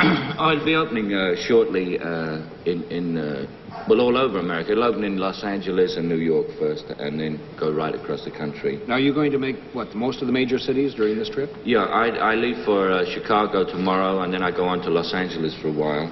And then I wind up in San Francisco, back to New York for one day, and then I go home back to London. And start on another film, probably.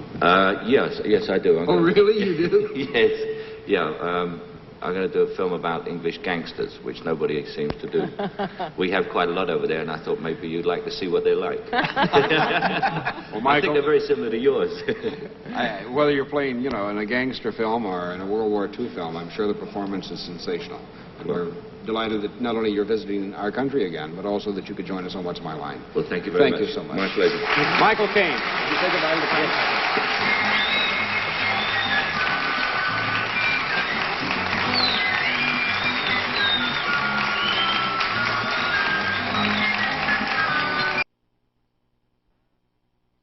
Steal the spotlight and win at GSN.com.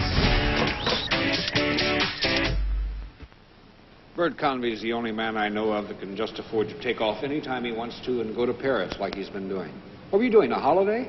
No, Wally, I wish it was. No, I don't. I was doing a film with a French director named Philippe de Broca, who made Our Man in Rio with Belmondo. I didn't know you spoke French. Oh, mais bien sûr, monsieur.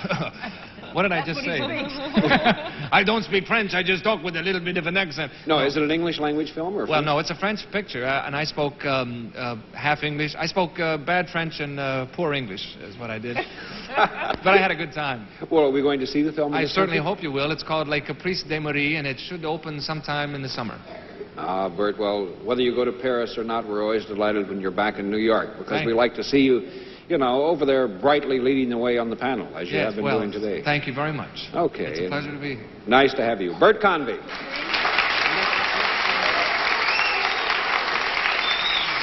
That's it for another session. See you again tomorrow on What's My Line. This is Johnny Olson speaking for What's My Line, a Mark Goodson, Bill Cosman production. Miss Frances Gowns by Von Michello.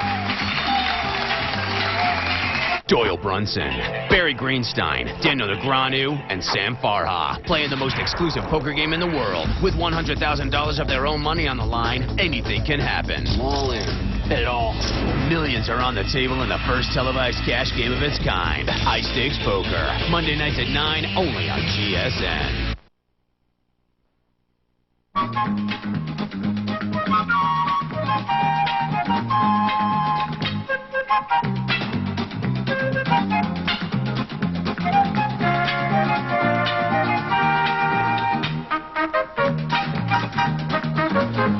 Let's all play What's My Line? And now let's meet this week's What's My Line panel. First, take a human being, add a dash of humor and...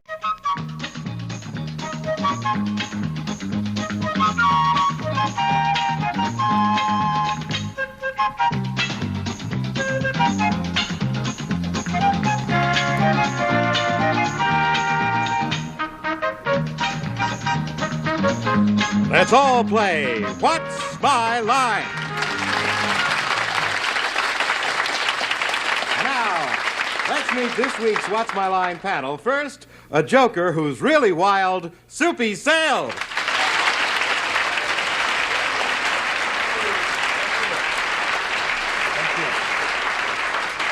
Thank you, and thank you.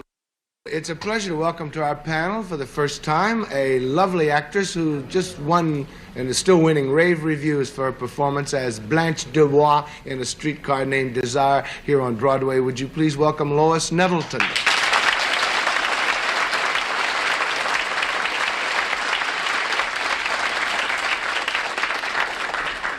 Hello, Sophie. Hi, Lois. Critics are generally thought of as big bad wolves, but here's one who's a big bushy bear. Yeah. Gene Shalit.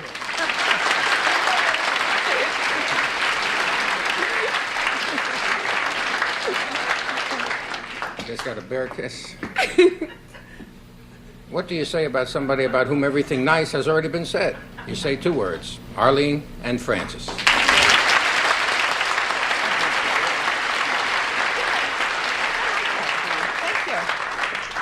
Well, speaking of critics, here's one man that gets raves from all of us, Larry Blyden.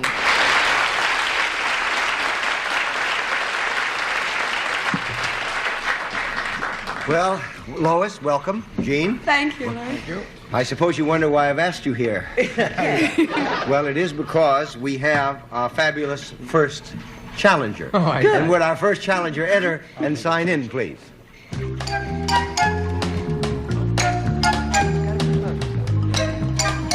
Deborah Setmeyer.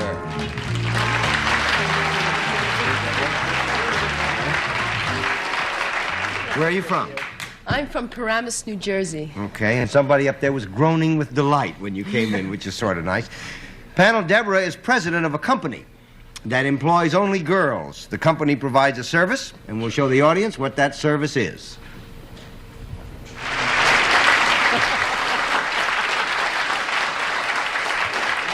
And we'll start the questioning with Gene Shalit. You would, right? Right. Is this service, I hope to God, something I could use? Yes, it is. Terrific. You know me, huh? To perform this service, do you wear what you're wearing now? No, I don't.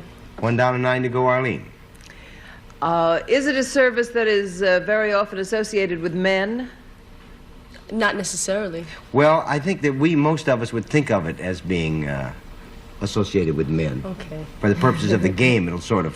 Boy, thank you, Larry. Okay, That's Arlene. rare. Is it a service that might have anything whatsoever to do with construction or maintenance? No. 2 down and 8 to go. You know, I've been sitting here trying to think where I've met you before, and now I have it. You've had her service? Nope.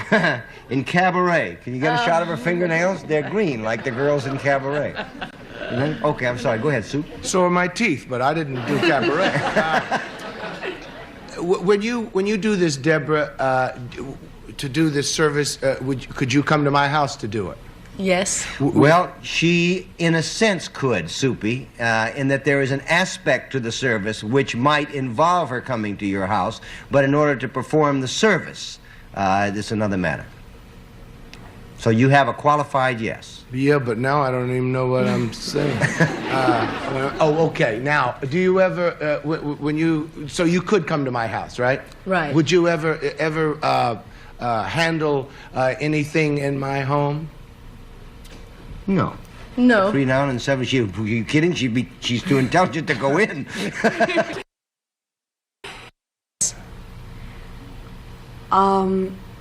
In that she is the president of a company and there's a certain amount of office work connected with what she does, she is in the business world. And the service, I suppose, is a tangential service to the business world.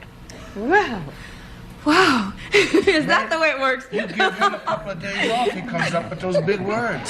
That's, Do you, in any way, come into contact physically with people? Do you, in any way, You touch them? touch them in line of your work?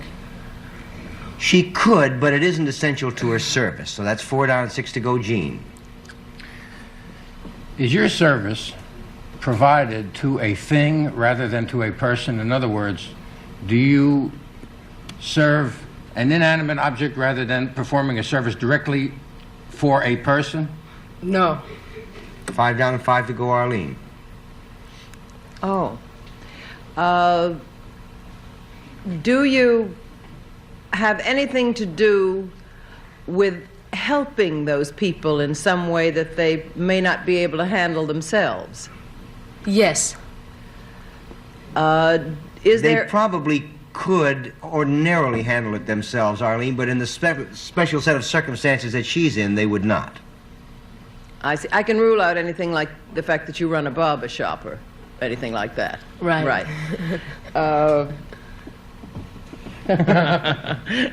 Well, Gene Shalit just gave me an idea. Do you run any kind of an answering service? No. $6 and $4. His idea was no good.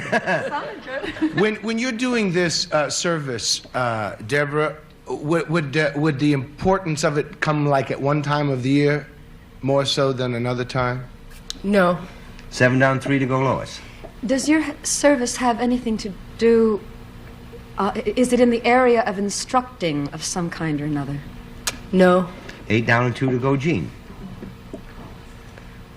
Does your service make the person to whom you provide the service feel better or look better or happier? Well, it would be such an indirect effect that it's $9 down and $1 to go, Arlene. Do you have anything whatsoever to do with animals? No. No. So you fool them all. She runs a company which has limousines for hire.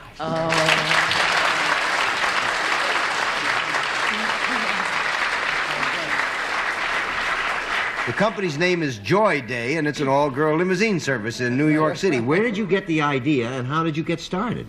Well, I'm also an actress. Yeah. And I had a friend of mine who was in the limousine business, a man. And we all know how times are in the business. Yeah. And I needed another source of income, and I kept asking him, please let me drive for you, let me drive for you.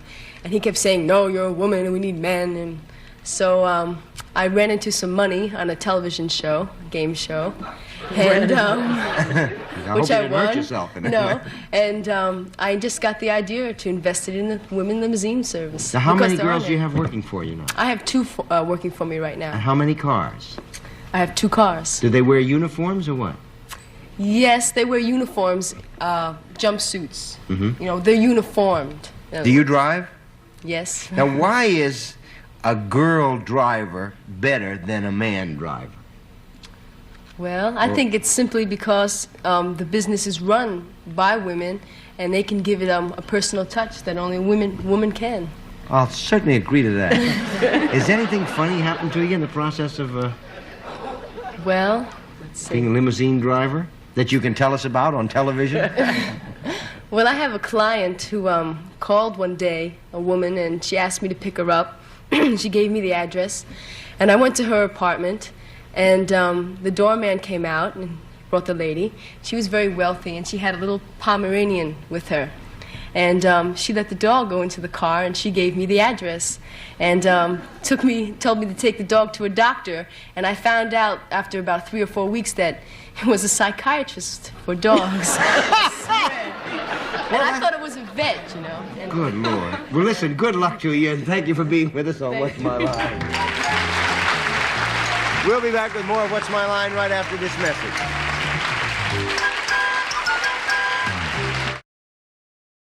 We're back, and it's time for our next challenger to enter and sign in, please.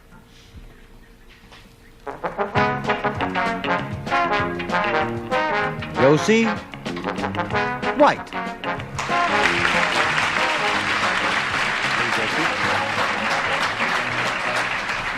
Where are you from?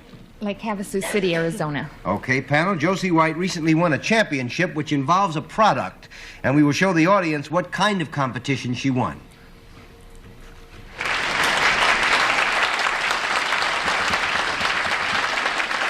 And let's begin with Soupy Sales. Thank you, Larry. Josie, this thing that you won, is it any kind of a recreational sport? Well, how do you mean? Well, I mean, like maybe... is there... A recreational sport to me would be a pool. Pool? Yeah. That's hard to say, and it's not really in that category. Oh, all right. 1 down, 9 to go, Lois. Does this have anything to do, or is it more likely to be involved in the area where you live than Yes, say, it is. Is it Is it something that would have anything to do with a kind of area of country fair or rodeo or something that has more to do with country living than city living? I think it would. Yeah, there's an aspect of that, and there's a product involved with it, too. I'll tell you that much. Is the product something that you created or in some way developed yourself, which you won the prize for? No. 2 down and 8 to go, Gene. Larry, may I please recapitulate for a moment? Does our guest come from the state of Virginia? Arizona. No, Arizona. Arizona. Yeah. And Lake Havasu City, Arizona. she won, in your opening statement, she won a contest? She won a competition. She won a competition involving a product. There's a product connected with the contest. And we have to find out what kind of contest it was? Yes. Is this product in any way edible or drinkable or consumable? It is an edible product. Okay. Is it common enough that it might be found in the kitchens of most homes in America? Yes, it would. Is it a product I could find in the supermarket? Probably in some form. Okay. Now, are we looking for this product in its original state rather than its manufactured and processed state? You want to ask that another way? Yes, I'm saying that if it could either be cotton or it could be a shirt made of cotton. And I'm saying, are we looking for the product before it was made into the shirt? No. Okay. 3 down, 7 to go. It's a cotton shirt. We're looking for a product, a finished product. Is that what you're saying? Okay. Okay. Is the product from an animal? No. 4 down, 6 to go, Soupy. But it is something to eat and it's found in the kitchen. Right. You eat rolling pins? No. Is it a food? Is it a food that would be eaten at dessert time? Not usually. In one form it could be, but it's usually not thought of as a dessert. 5 down, 5 to go, Lois. I don't know, this may be too big a jump, but by any chance, did you win a prize for consuming this product? Thank goodness, no.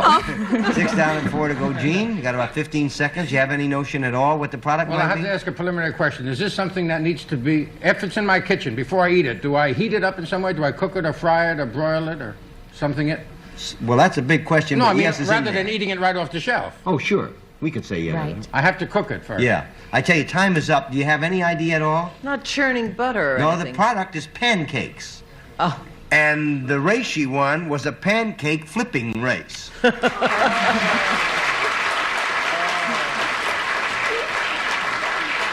She was crowned champion at the 2nd annual pancake race in Lake Havasu, Arizona. It had something to do with the bridge, with London Bridge, didn't Right. The original course was rather unique in that you started at one end of the bridge, flipped in the center, and to the other end. And it is comparable to about 3 football field lengths. How old is that tradition of playing that? It's about 500 years. It dates back 500 years originally in only England. And we like to get as much original English in keeping with the bridge, and so we kind of adopted it among starts and other things for our We have a problem dedication. here in the studio, Josie, in that we don't have a bridge. But we do have pancakes. And so, in the tradition of the short order cook, let's have our own pancake race. Jennifer, could you zip those over for us? Excuse me. Thank you, Jennifer. Now, our producer, Gil Fates, has pointed out that usually when people have to flip a pancake, they'll do something rotten, like they'll take it and they'll consider that flipped. He, on the other hand, being a man who is something of a purist, wants to see it flipped. And so he has put this partition here, and you have to flip it over the partition and get it on the Catch plate. it on the other side? And catch it on the other side. Now, whoever accuracy counts, needless to say, neatness isn't terribly important, but speed is. So, ladies, if you would come up, and Arlene, this is your pancake group over here, and Lois, these are your pancakes, and whoever wins will stand the winner of the gentleman's race. Are you ready, ladies? Oh, they're going to race too? They're also going to race. No, I never Well, call on your any. mark, get set, go.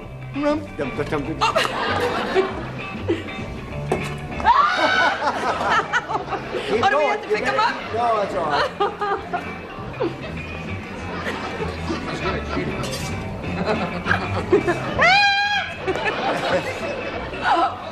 Is that it? Can I pick them up again? All right, sure. And Arlene has one on the ladies' side. Oh, dear. Congratulations, my dear. Arlene, if you would just hang around for a minute. And gentlemen, if you would come up. Thank you, Jennifer. If you'd give us some new pancakes. Gentlemen, would you come up? Okay, where do you want? Soup if you'll come over here. And may I made a better contestant emerge victorious. Can I do my impression of Al Jolson? Okay, gentlemen. Wait a minute, what do we do? Wait a minute. What do we do here? I flip on your head, because I'm... Oh, I got aces back to back. Oh, yeah, that's right. One more, and away we go. Thank you, gentlemen. Okay, gentlemen, you ready? No. On your mark. Now we flip them over here. Flip them over and catch them on the other side. On your mark, get set, go. Catch a falling pancake, put it in your pocket, never ever let them go. Ta-da! Wrong. Hi. Hey, look at this. Look at this. Congrats. All of them? Yeah, he got them all. That's a tie, Now, man. Gene, if you'll stay, and Arlene, if you would come up, please. Oh, we're having a run-off. Compete with him? We're having a flip-off. Here, I'll help. Looks like it's going to be a tight match, ladies and gentlemen. We have Arlene Francis over my left and Gene Shalit on the right. And Okay, you do a beautiful flip. Okay, are you ready, ladies and gentlemen? You think I'm going to lose to Arlene? You're We crazy. have a prize for whoever wins. On your mark, get set, go. There's one. What? 7, 2, 3. I cheated. Woo! 4. I'm going to get a job in a luncheonette. Well, Arlene is finished, he's finished, and Arlene has won the pancake flipping contest. Josie, come on up, baby. Would you say... Here we have our two champions, and could you bring us in a prize, please, Jennifer? Thank you, my dear. Number 1, flipper, it says there. And Josie, if you would present our champion with her reward, we'll be very I don't think so, but I would like to hold it. All right. Josie, thank you for being with us on What's My Line. Arlene, congratulations for being with us on What's My Line. We'll be back with more of What's My Line right after this message. You do beautiful.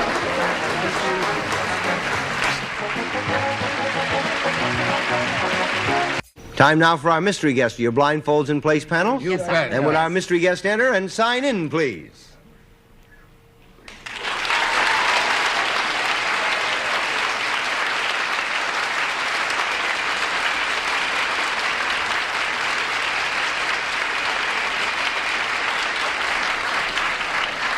Okay, panel, you have 2 minutes. We'll go one question at a time. Fate's law prevails, and let's start with Arlene Francis. Thank you. Mystery guest, are you best associated with the area of television? Right, yes.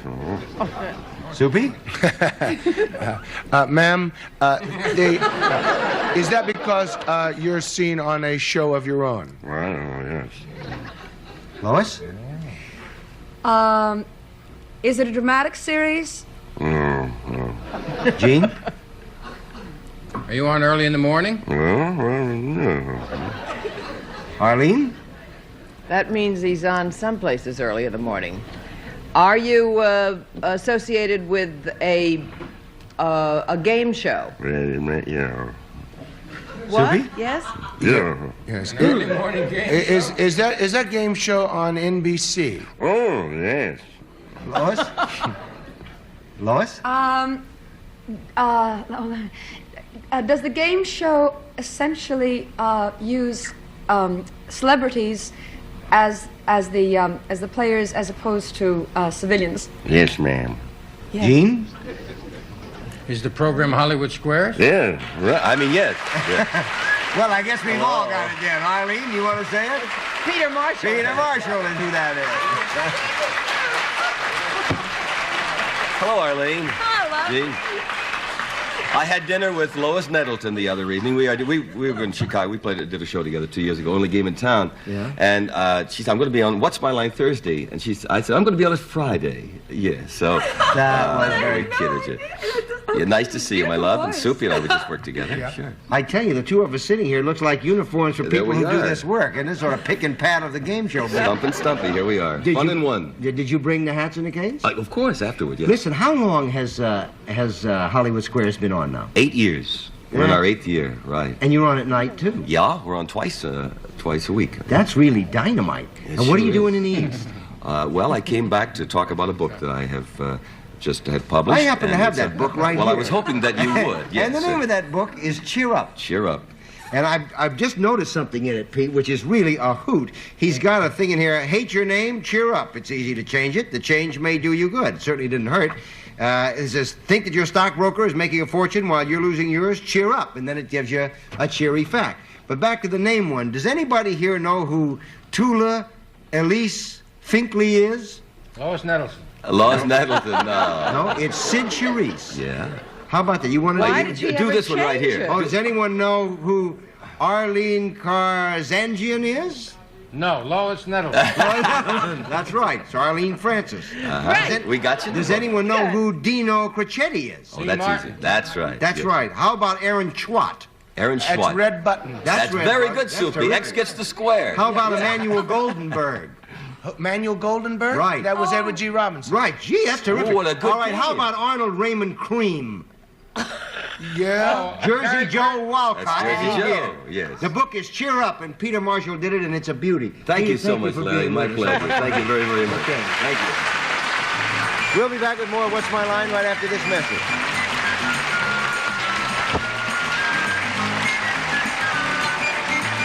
We're late. Goodbye.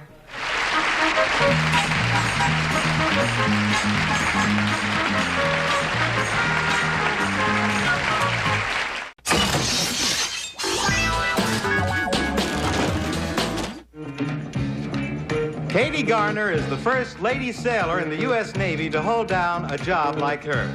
Watch her try to stump the panel on What's My Line? And now let's meet this week's panel. Soupy Sales, Dr. Joyce Brothers, Gene Rayburn, Arlene Francis, and the host of What's My Line, Larry Clark.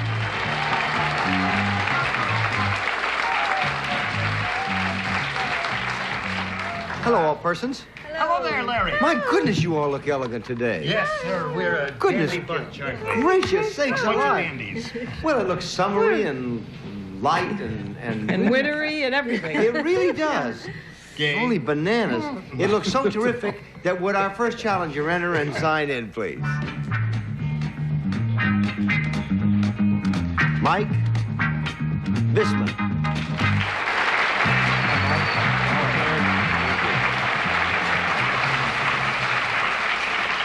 Where are you from? Placerville, California. Placerville?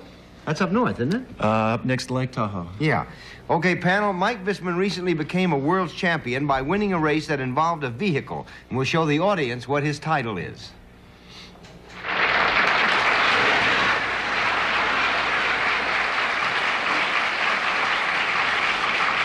And let's begin the questioning with Arlene Francis. A vehicle. Has to be something big for you to get into. I can rule out that it was a submarine, can't I? Yes. Is it a vehicle that travels on or beneath water? No.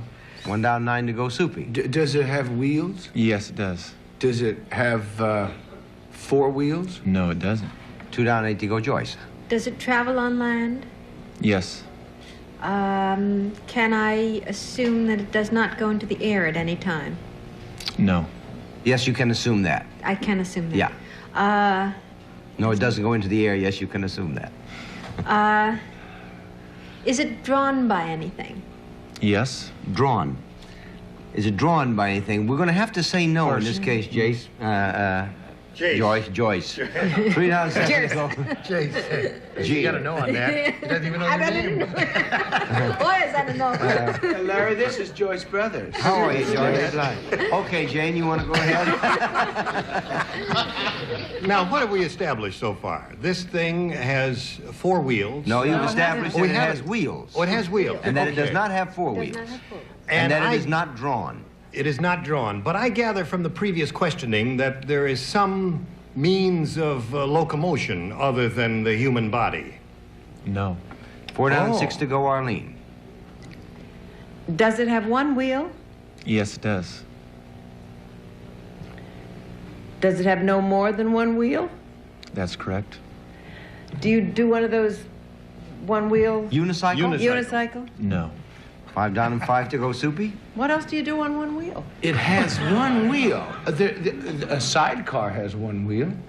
Also has some Only booze if you in it. drink. It has one wheel. What Maybe a sidecar. No, it isn't a sidecar, because otherwise the audience would have went, ooh, wow, wow. We're having a conference and they don't even know it. One wheel. Have you met Joyce Brothers? Yeah. I pass. Joyce? Do you touch this wheel? No. 6 down and 4 to go, Gene. All right. Now, are you, is the wheel smaller than the wheel on that camera down there? No.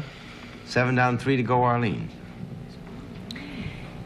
Is the wheel attached to something else? Yes. You mean other than the vehicle? No, to the vehicle. Yeah, okay. I mean, as opposed to just a unicycle, which only has a seat on top. Right. Is it, you won something for doing this, did you say? Yeah. Yes. Championship. A championship? Yeah. A championship And with a wheel? considering his size, only a fool would try to take it away from him. Quite right. Now, is there, and this is always on the ground, right? You never leave the ground. No, you do leave the ground. You do leave the Sometimes. ground. Well, when you leave the ground, though, it's more or less accidental. It isn't intentional. Did you say the wheel is larger than that? It is larger, yes. Is it quite a lot larger? No. 8 down and 2 to go, Soupy. Pass. I got it. Pass. Do what I tell you. Okay, Gene's got it, so I'm gonna pass. Joyce? I passed too. You better have it. Gene? It's a wheelbarrow race. It is a wheelbarrow race. Yeah. Beautiful. Yay. That's good. Mike just won the John M. Studebaker International Wheelbarrow Race, which is the highlight of the annual Gold Discovery Fair in El Dorado County. What's the purpose of the race? Why do they have it? Larry and panel, it's a race to commemorate John M. Studebaker. He came to the gold discovery area in our town in the mid-50s and started Not of this producing- century, surely. No, 1850s when the gold rush was on. Wagons, he started producing wagons and wheelbarrows for the miners, and these wheelbarrows weigh about 80 pounds, and they're about by so. And this race is run over a course of obstacles, and the contestants start at a designated area. They discharge a shotgun, you take off, you sprint to an ore pile, fill what you think is 50 pounds of ore in the wheelbarrow, and go over obstacles, rocks, over 4-foot logs, through water holes 3 feet deep, and go sprint up hills and go over a little bridge to finish it. How far do you run? It's about a half a mile, Larry. How If fast it did you do turns it? over, pardon me, can you go back again? Well, part of the rules are there's boundaries. You have to stay within the boundaries, and you have to finish with at least 50 pounds of ore to win. How much did you have in your wheelbarrow when you finished? Was it over the 50? 64 this year. I came in once before first place, and I was 2 pounds short. Now, how long did it take? How far do you go first? About a half a mile. And how long does it take you to do that? It took 4 minutes and 32 seconds. That's incredible. Was it the same John Studebaker who invented the car? Yes. The same one? Mm-hmm. Start out with a wheelbarrow. Next time, get in the car and drive. Right. It's a lot easier. It's a lot Much easier. Much Listen, easier. what do you do when you're not racing wheelbarrows? Well, my brother and I and my family, my parents have a pear and apple ranch in Placerville. And when I'm not doing that, I'm presently going to Europe, leaving on a plane this evening to play basketball in Brussels for Hey, he could come back as an apple picker. He certainly could. He could also come back as a basketball player. Or a And in pear view of the picker. fact that he has to make a plane, he could also leave as an apple picker and plane rider. And thank you very much Thank for being you with very us. much, Larry.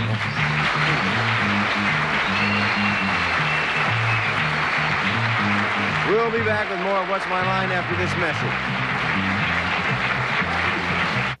Mentadent's new Surround toothbrush isn't for everyone, just people who think every tooth deserves special attention. Its outer base moves while its bristles wrap and surround teeth for a clean so complete you can feel it.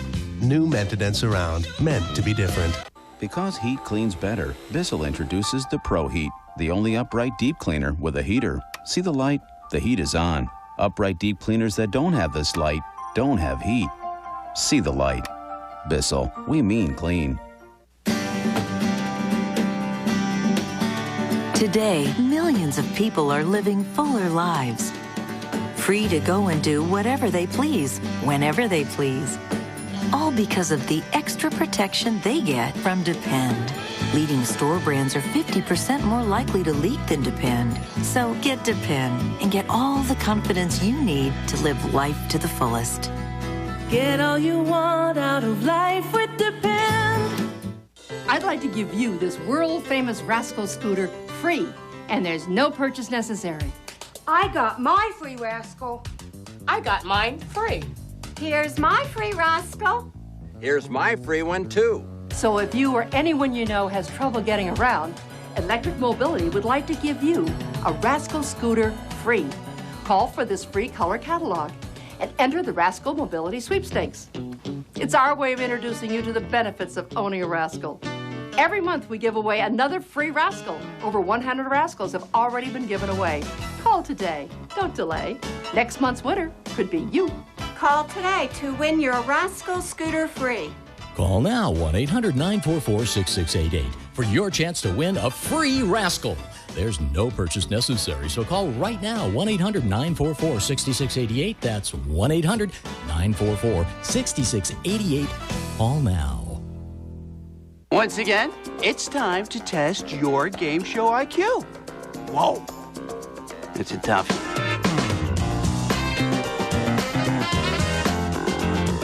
Nice one. Dessert for you.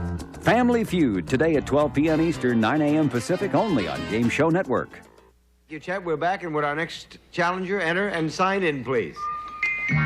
Such good news. Katie Garner. How are you, Katie? How's that, you know? Katie, you're adorable. Did you know that? Thank you. All right. Now then, panel, Katie Garner is the first lady sailor in the history of the United States Navy to hold down her job. And we'll show the audience what her line is.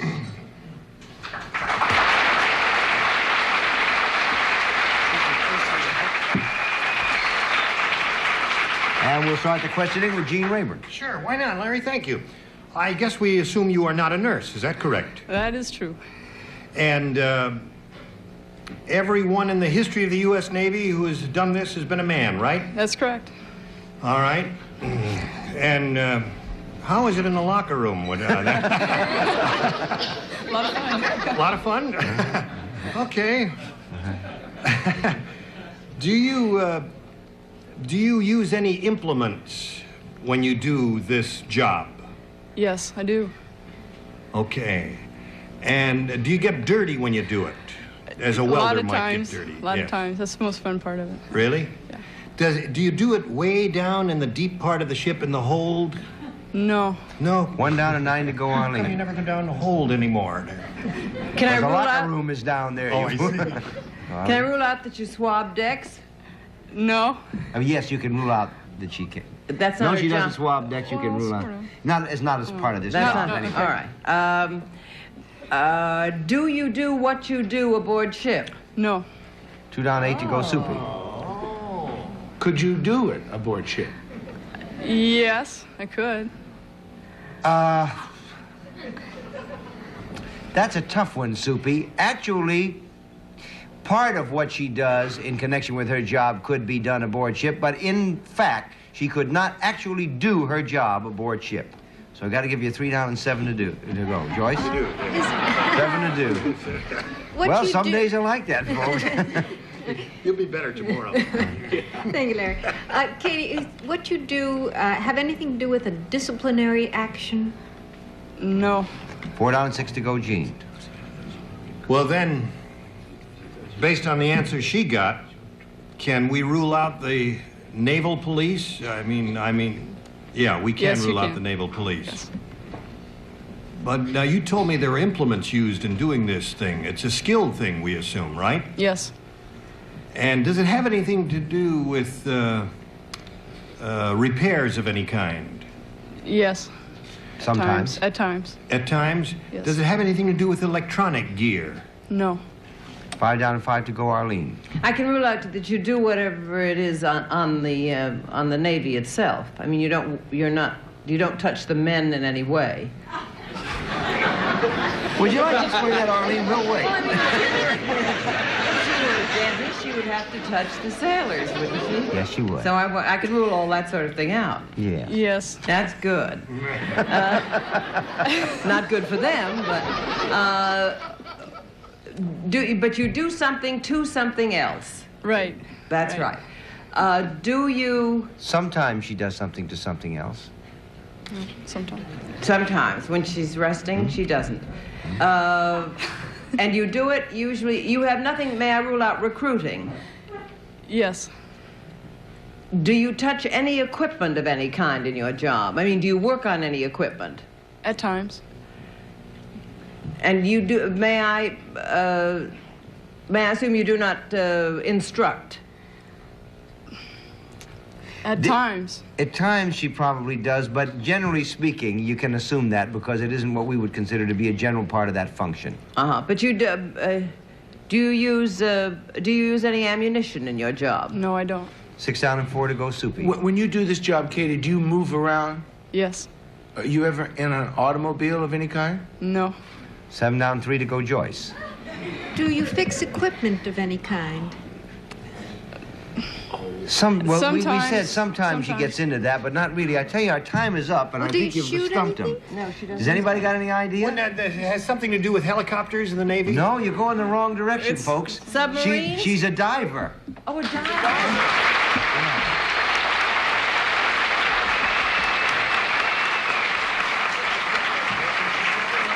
And she's the first lady diving in the Navy. What kind of diving do you do? Scuba diving. Not hard hat. Not hard hat, just scuba. Now, how did you get to be qualified as a scuba diver? Well, I went through 4 weeks of training. Is that it? This is my scuba diving insignia. Mm-hmm. I went through 4 weeks of training out at San Diego with a bunch of Marines and Air Force men and a few Navy men. Now, what kind of work are you doing now, really? I'm working in the scuba diving billet, and I'm also instructing a little bit. You are? A little bit, yeah. Well, how'd the men react when you showed up? They kind of looked at me like, what does she think she's doing here, you know? But I hold my load, and they accept me now. Congratulations. We're Thank proud you. of you. Good luck. Oh, I've got to stand working for the kids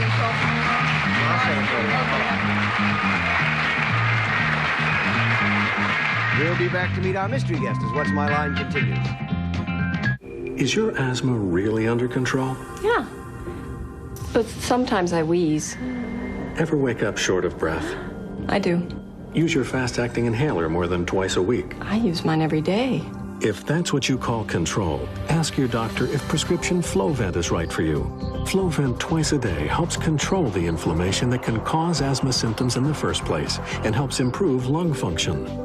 Flovent won't replace fast-acting inhalers for sudden attacks. People switching from an oral steroid like prednisone to Flovent, an inhaled steroid, need to be especially careful. While adjusting to the switch, your body is not as able to heal after surgery, infection, or serious injury. See your doctor if your asthma does not improve. Now this is control. Call 1-800-426-7929 today for a $5 rebate and a free asthma workbook so you and your doctor can determine if your asthma is really under control. That's 1-800-426-7929. Flovent, helping you define asthma control.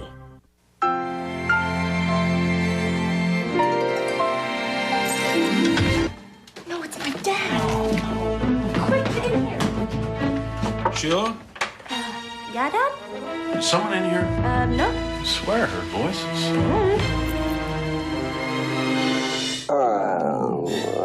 Shoulda had that tombstone. Nothing satisfies your appetite like a hot, delicious tombstone pizza. What do you want in your tombstone? Every day across America, more and more children are improving their reading because of Hooked on Phonics. Dylan was just struggling, having a hard time getting through a book. He used Hooked on Phonics for only 4 weeks, and I was amazed at the progress he had made over the summer. Hooked on Phonics really works. Use Hooked on Phonics and see the improvement in your child's reading in just 4 weeks, or your money back. We guarantee it. Call to order, and with your paid order, get the World Book Encyclopedia on CD-ROM free. Call 1-800-ABCDEFG. Mr. Spock's blood is A, blue, B, green, C, none of the above. Inquisition, tonight at 7 and 11 Eastern. Just before she went away, Katie Garner whispered in my ear that she was also doing recruiting and wanted to mention that, and so I wanted to be sure that it was mentioned for her before she left. Okay, we're back now, and it's time for the special feature of What's My Line, and that, of course, is the appearance of our mystery guest. So it's blindfold time, panel. Are they all in place? All in place. In that case, would our mystery guest enter and sign in, please?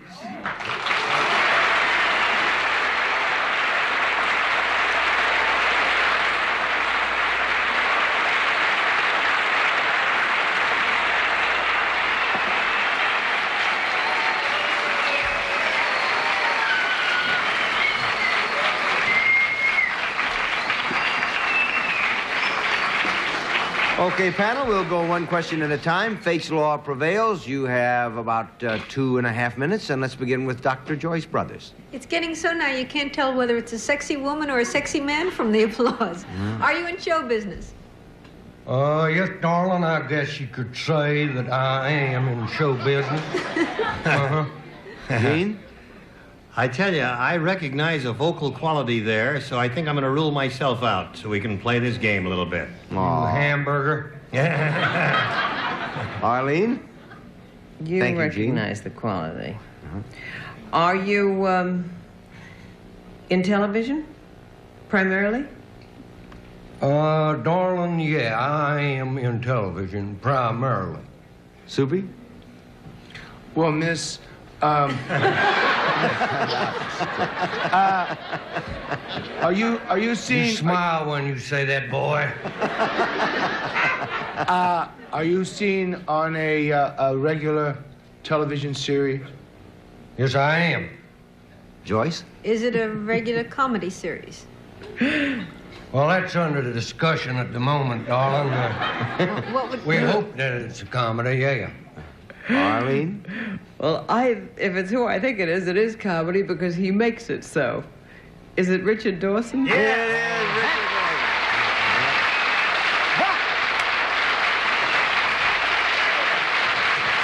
How are you? I did it yesterday. You knew, huh? Yeah. I knew right away. I should have done a different voice. I never thought you would know that. Listen, Larry, just in case the jury is out, it is a comedy series, and Richard Dawson is largely responsible for it because he's one of the funniest guys in the world. And We'll never get the rest of the name. Did I tell you?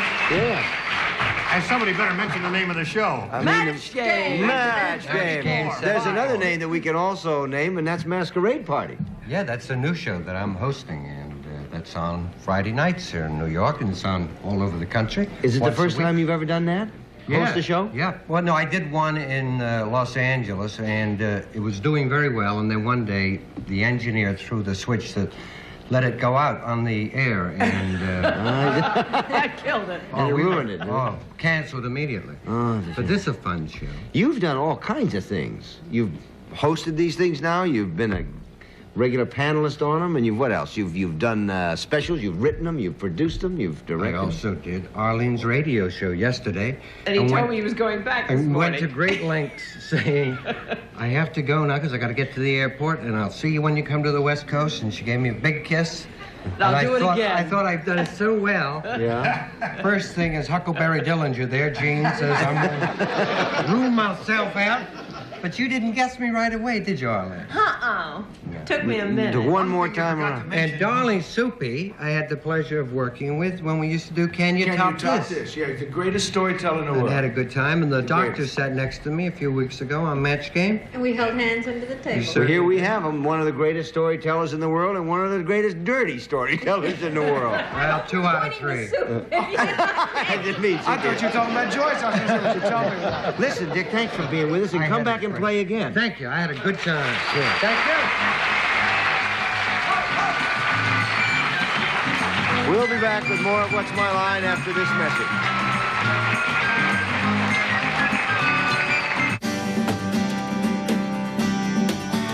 Today, millions of people are living fuller lives.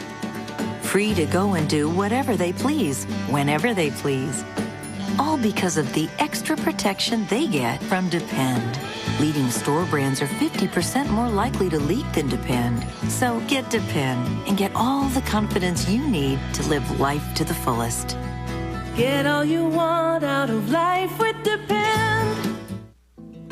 Feminine itching, painful irritation. It's private stuff that you have to deal with. Now there's new vitamin-enriched Vagisil cream with skin-soothing vitamins E, A, and D. Vagisil stops itching fast as it soothes itchy, irritated skin with vitamins, even urine-irritated skin. And with Vagisil, the itch relief lasts hours. New vitamin-enriched Vagisil cream. Vagisil, a better understanding of better intimate care. We know you're out there. The fanatics.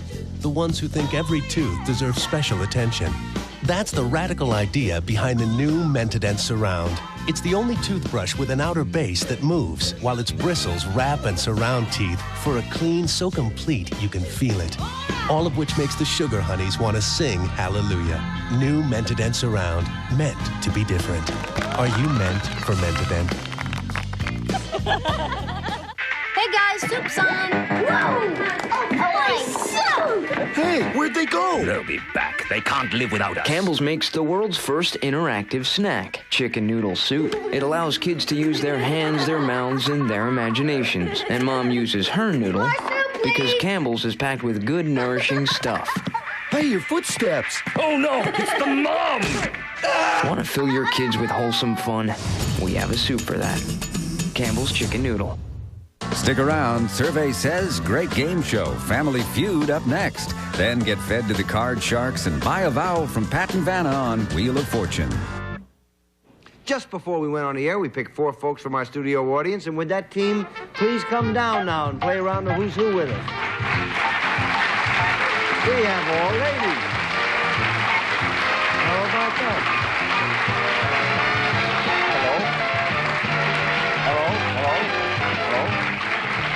Okay, now, those are their occupations. One of these ladies is a governess, one a teacher, one an oyster opener, and one a TV coordinator. All you have to do is pass out the cards so that each person is holding the one which correctly states her occupation. You have 20 seconds. We'll start with Gene Rayburn. On your mark, get set, go.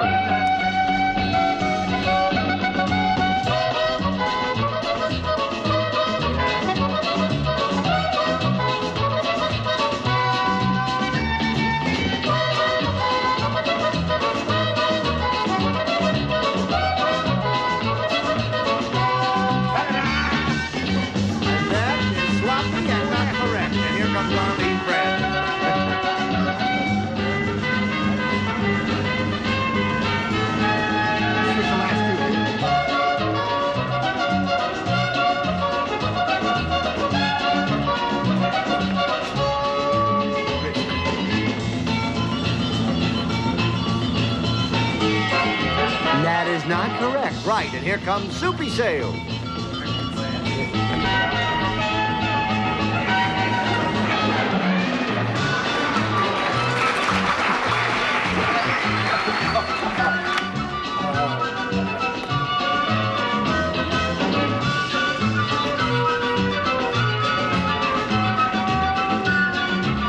And that is also not correct. And here comes Dr. Joyce Brothers.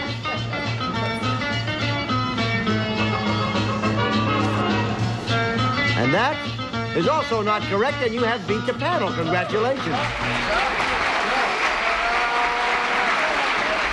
And now would you tell us who you are, please? Would you tell us who you are, please? First of all, hand them around so that you have the right one, so we know where we are. There we are. Now then. I'm Gloria Covens. I'm a teacher from Brooklyn. Okay.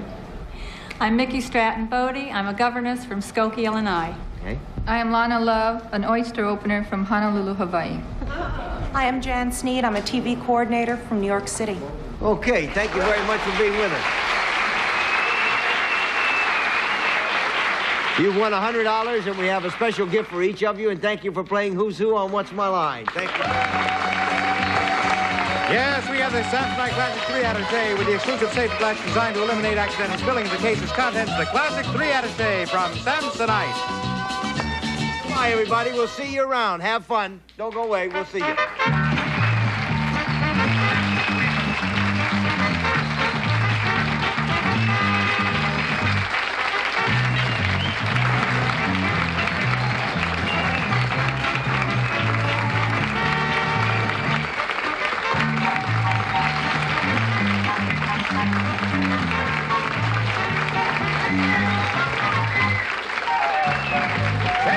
Speaking for What's My Line, a Mark Goodson, Bill Todman production.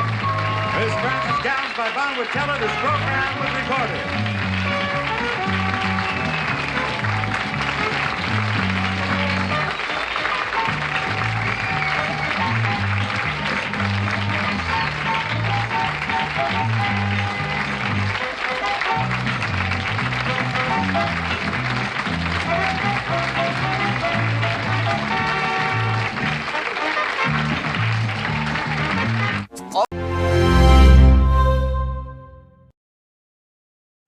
That's our show for you tonight. It was a ball. We'll see you next time for more What's My Line, for more Game Show Fever Chat. Good night from Game Show Fever Chat. Next week, they'll be being stumped on to tell the truth.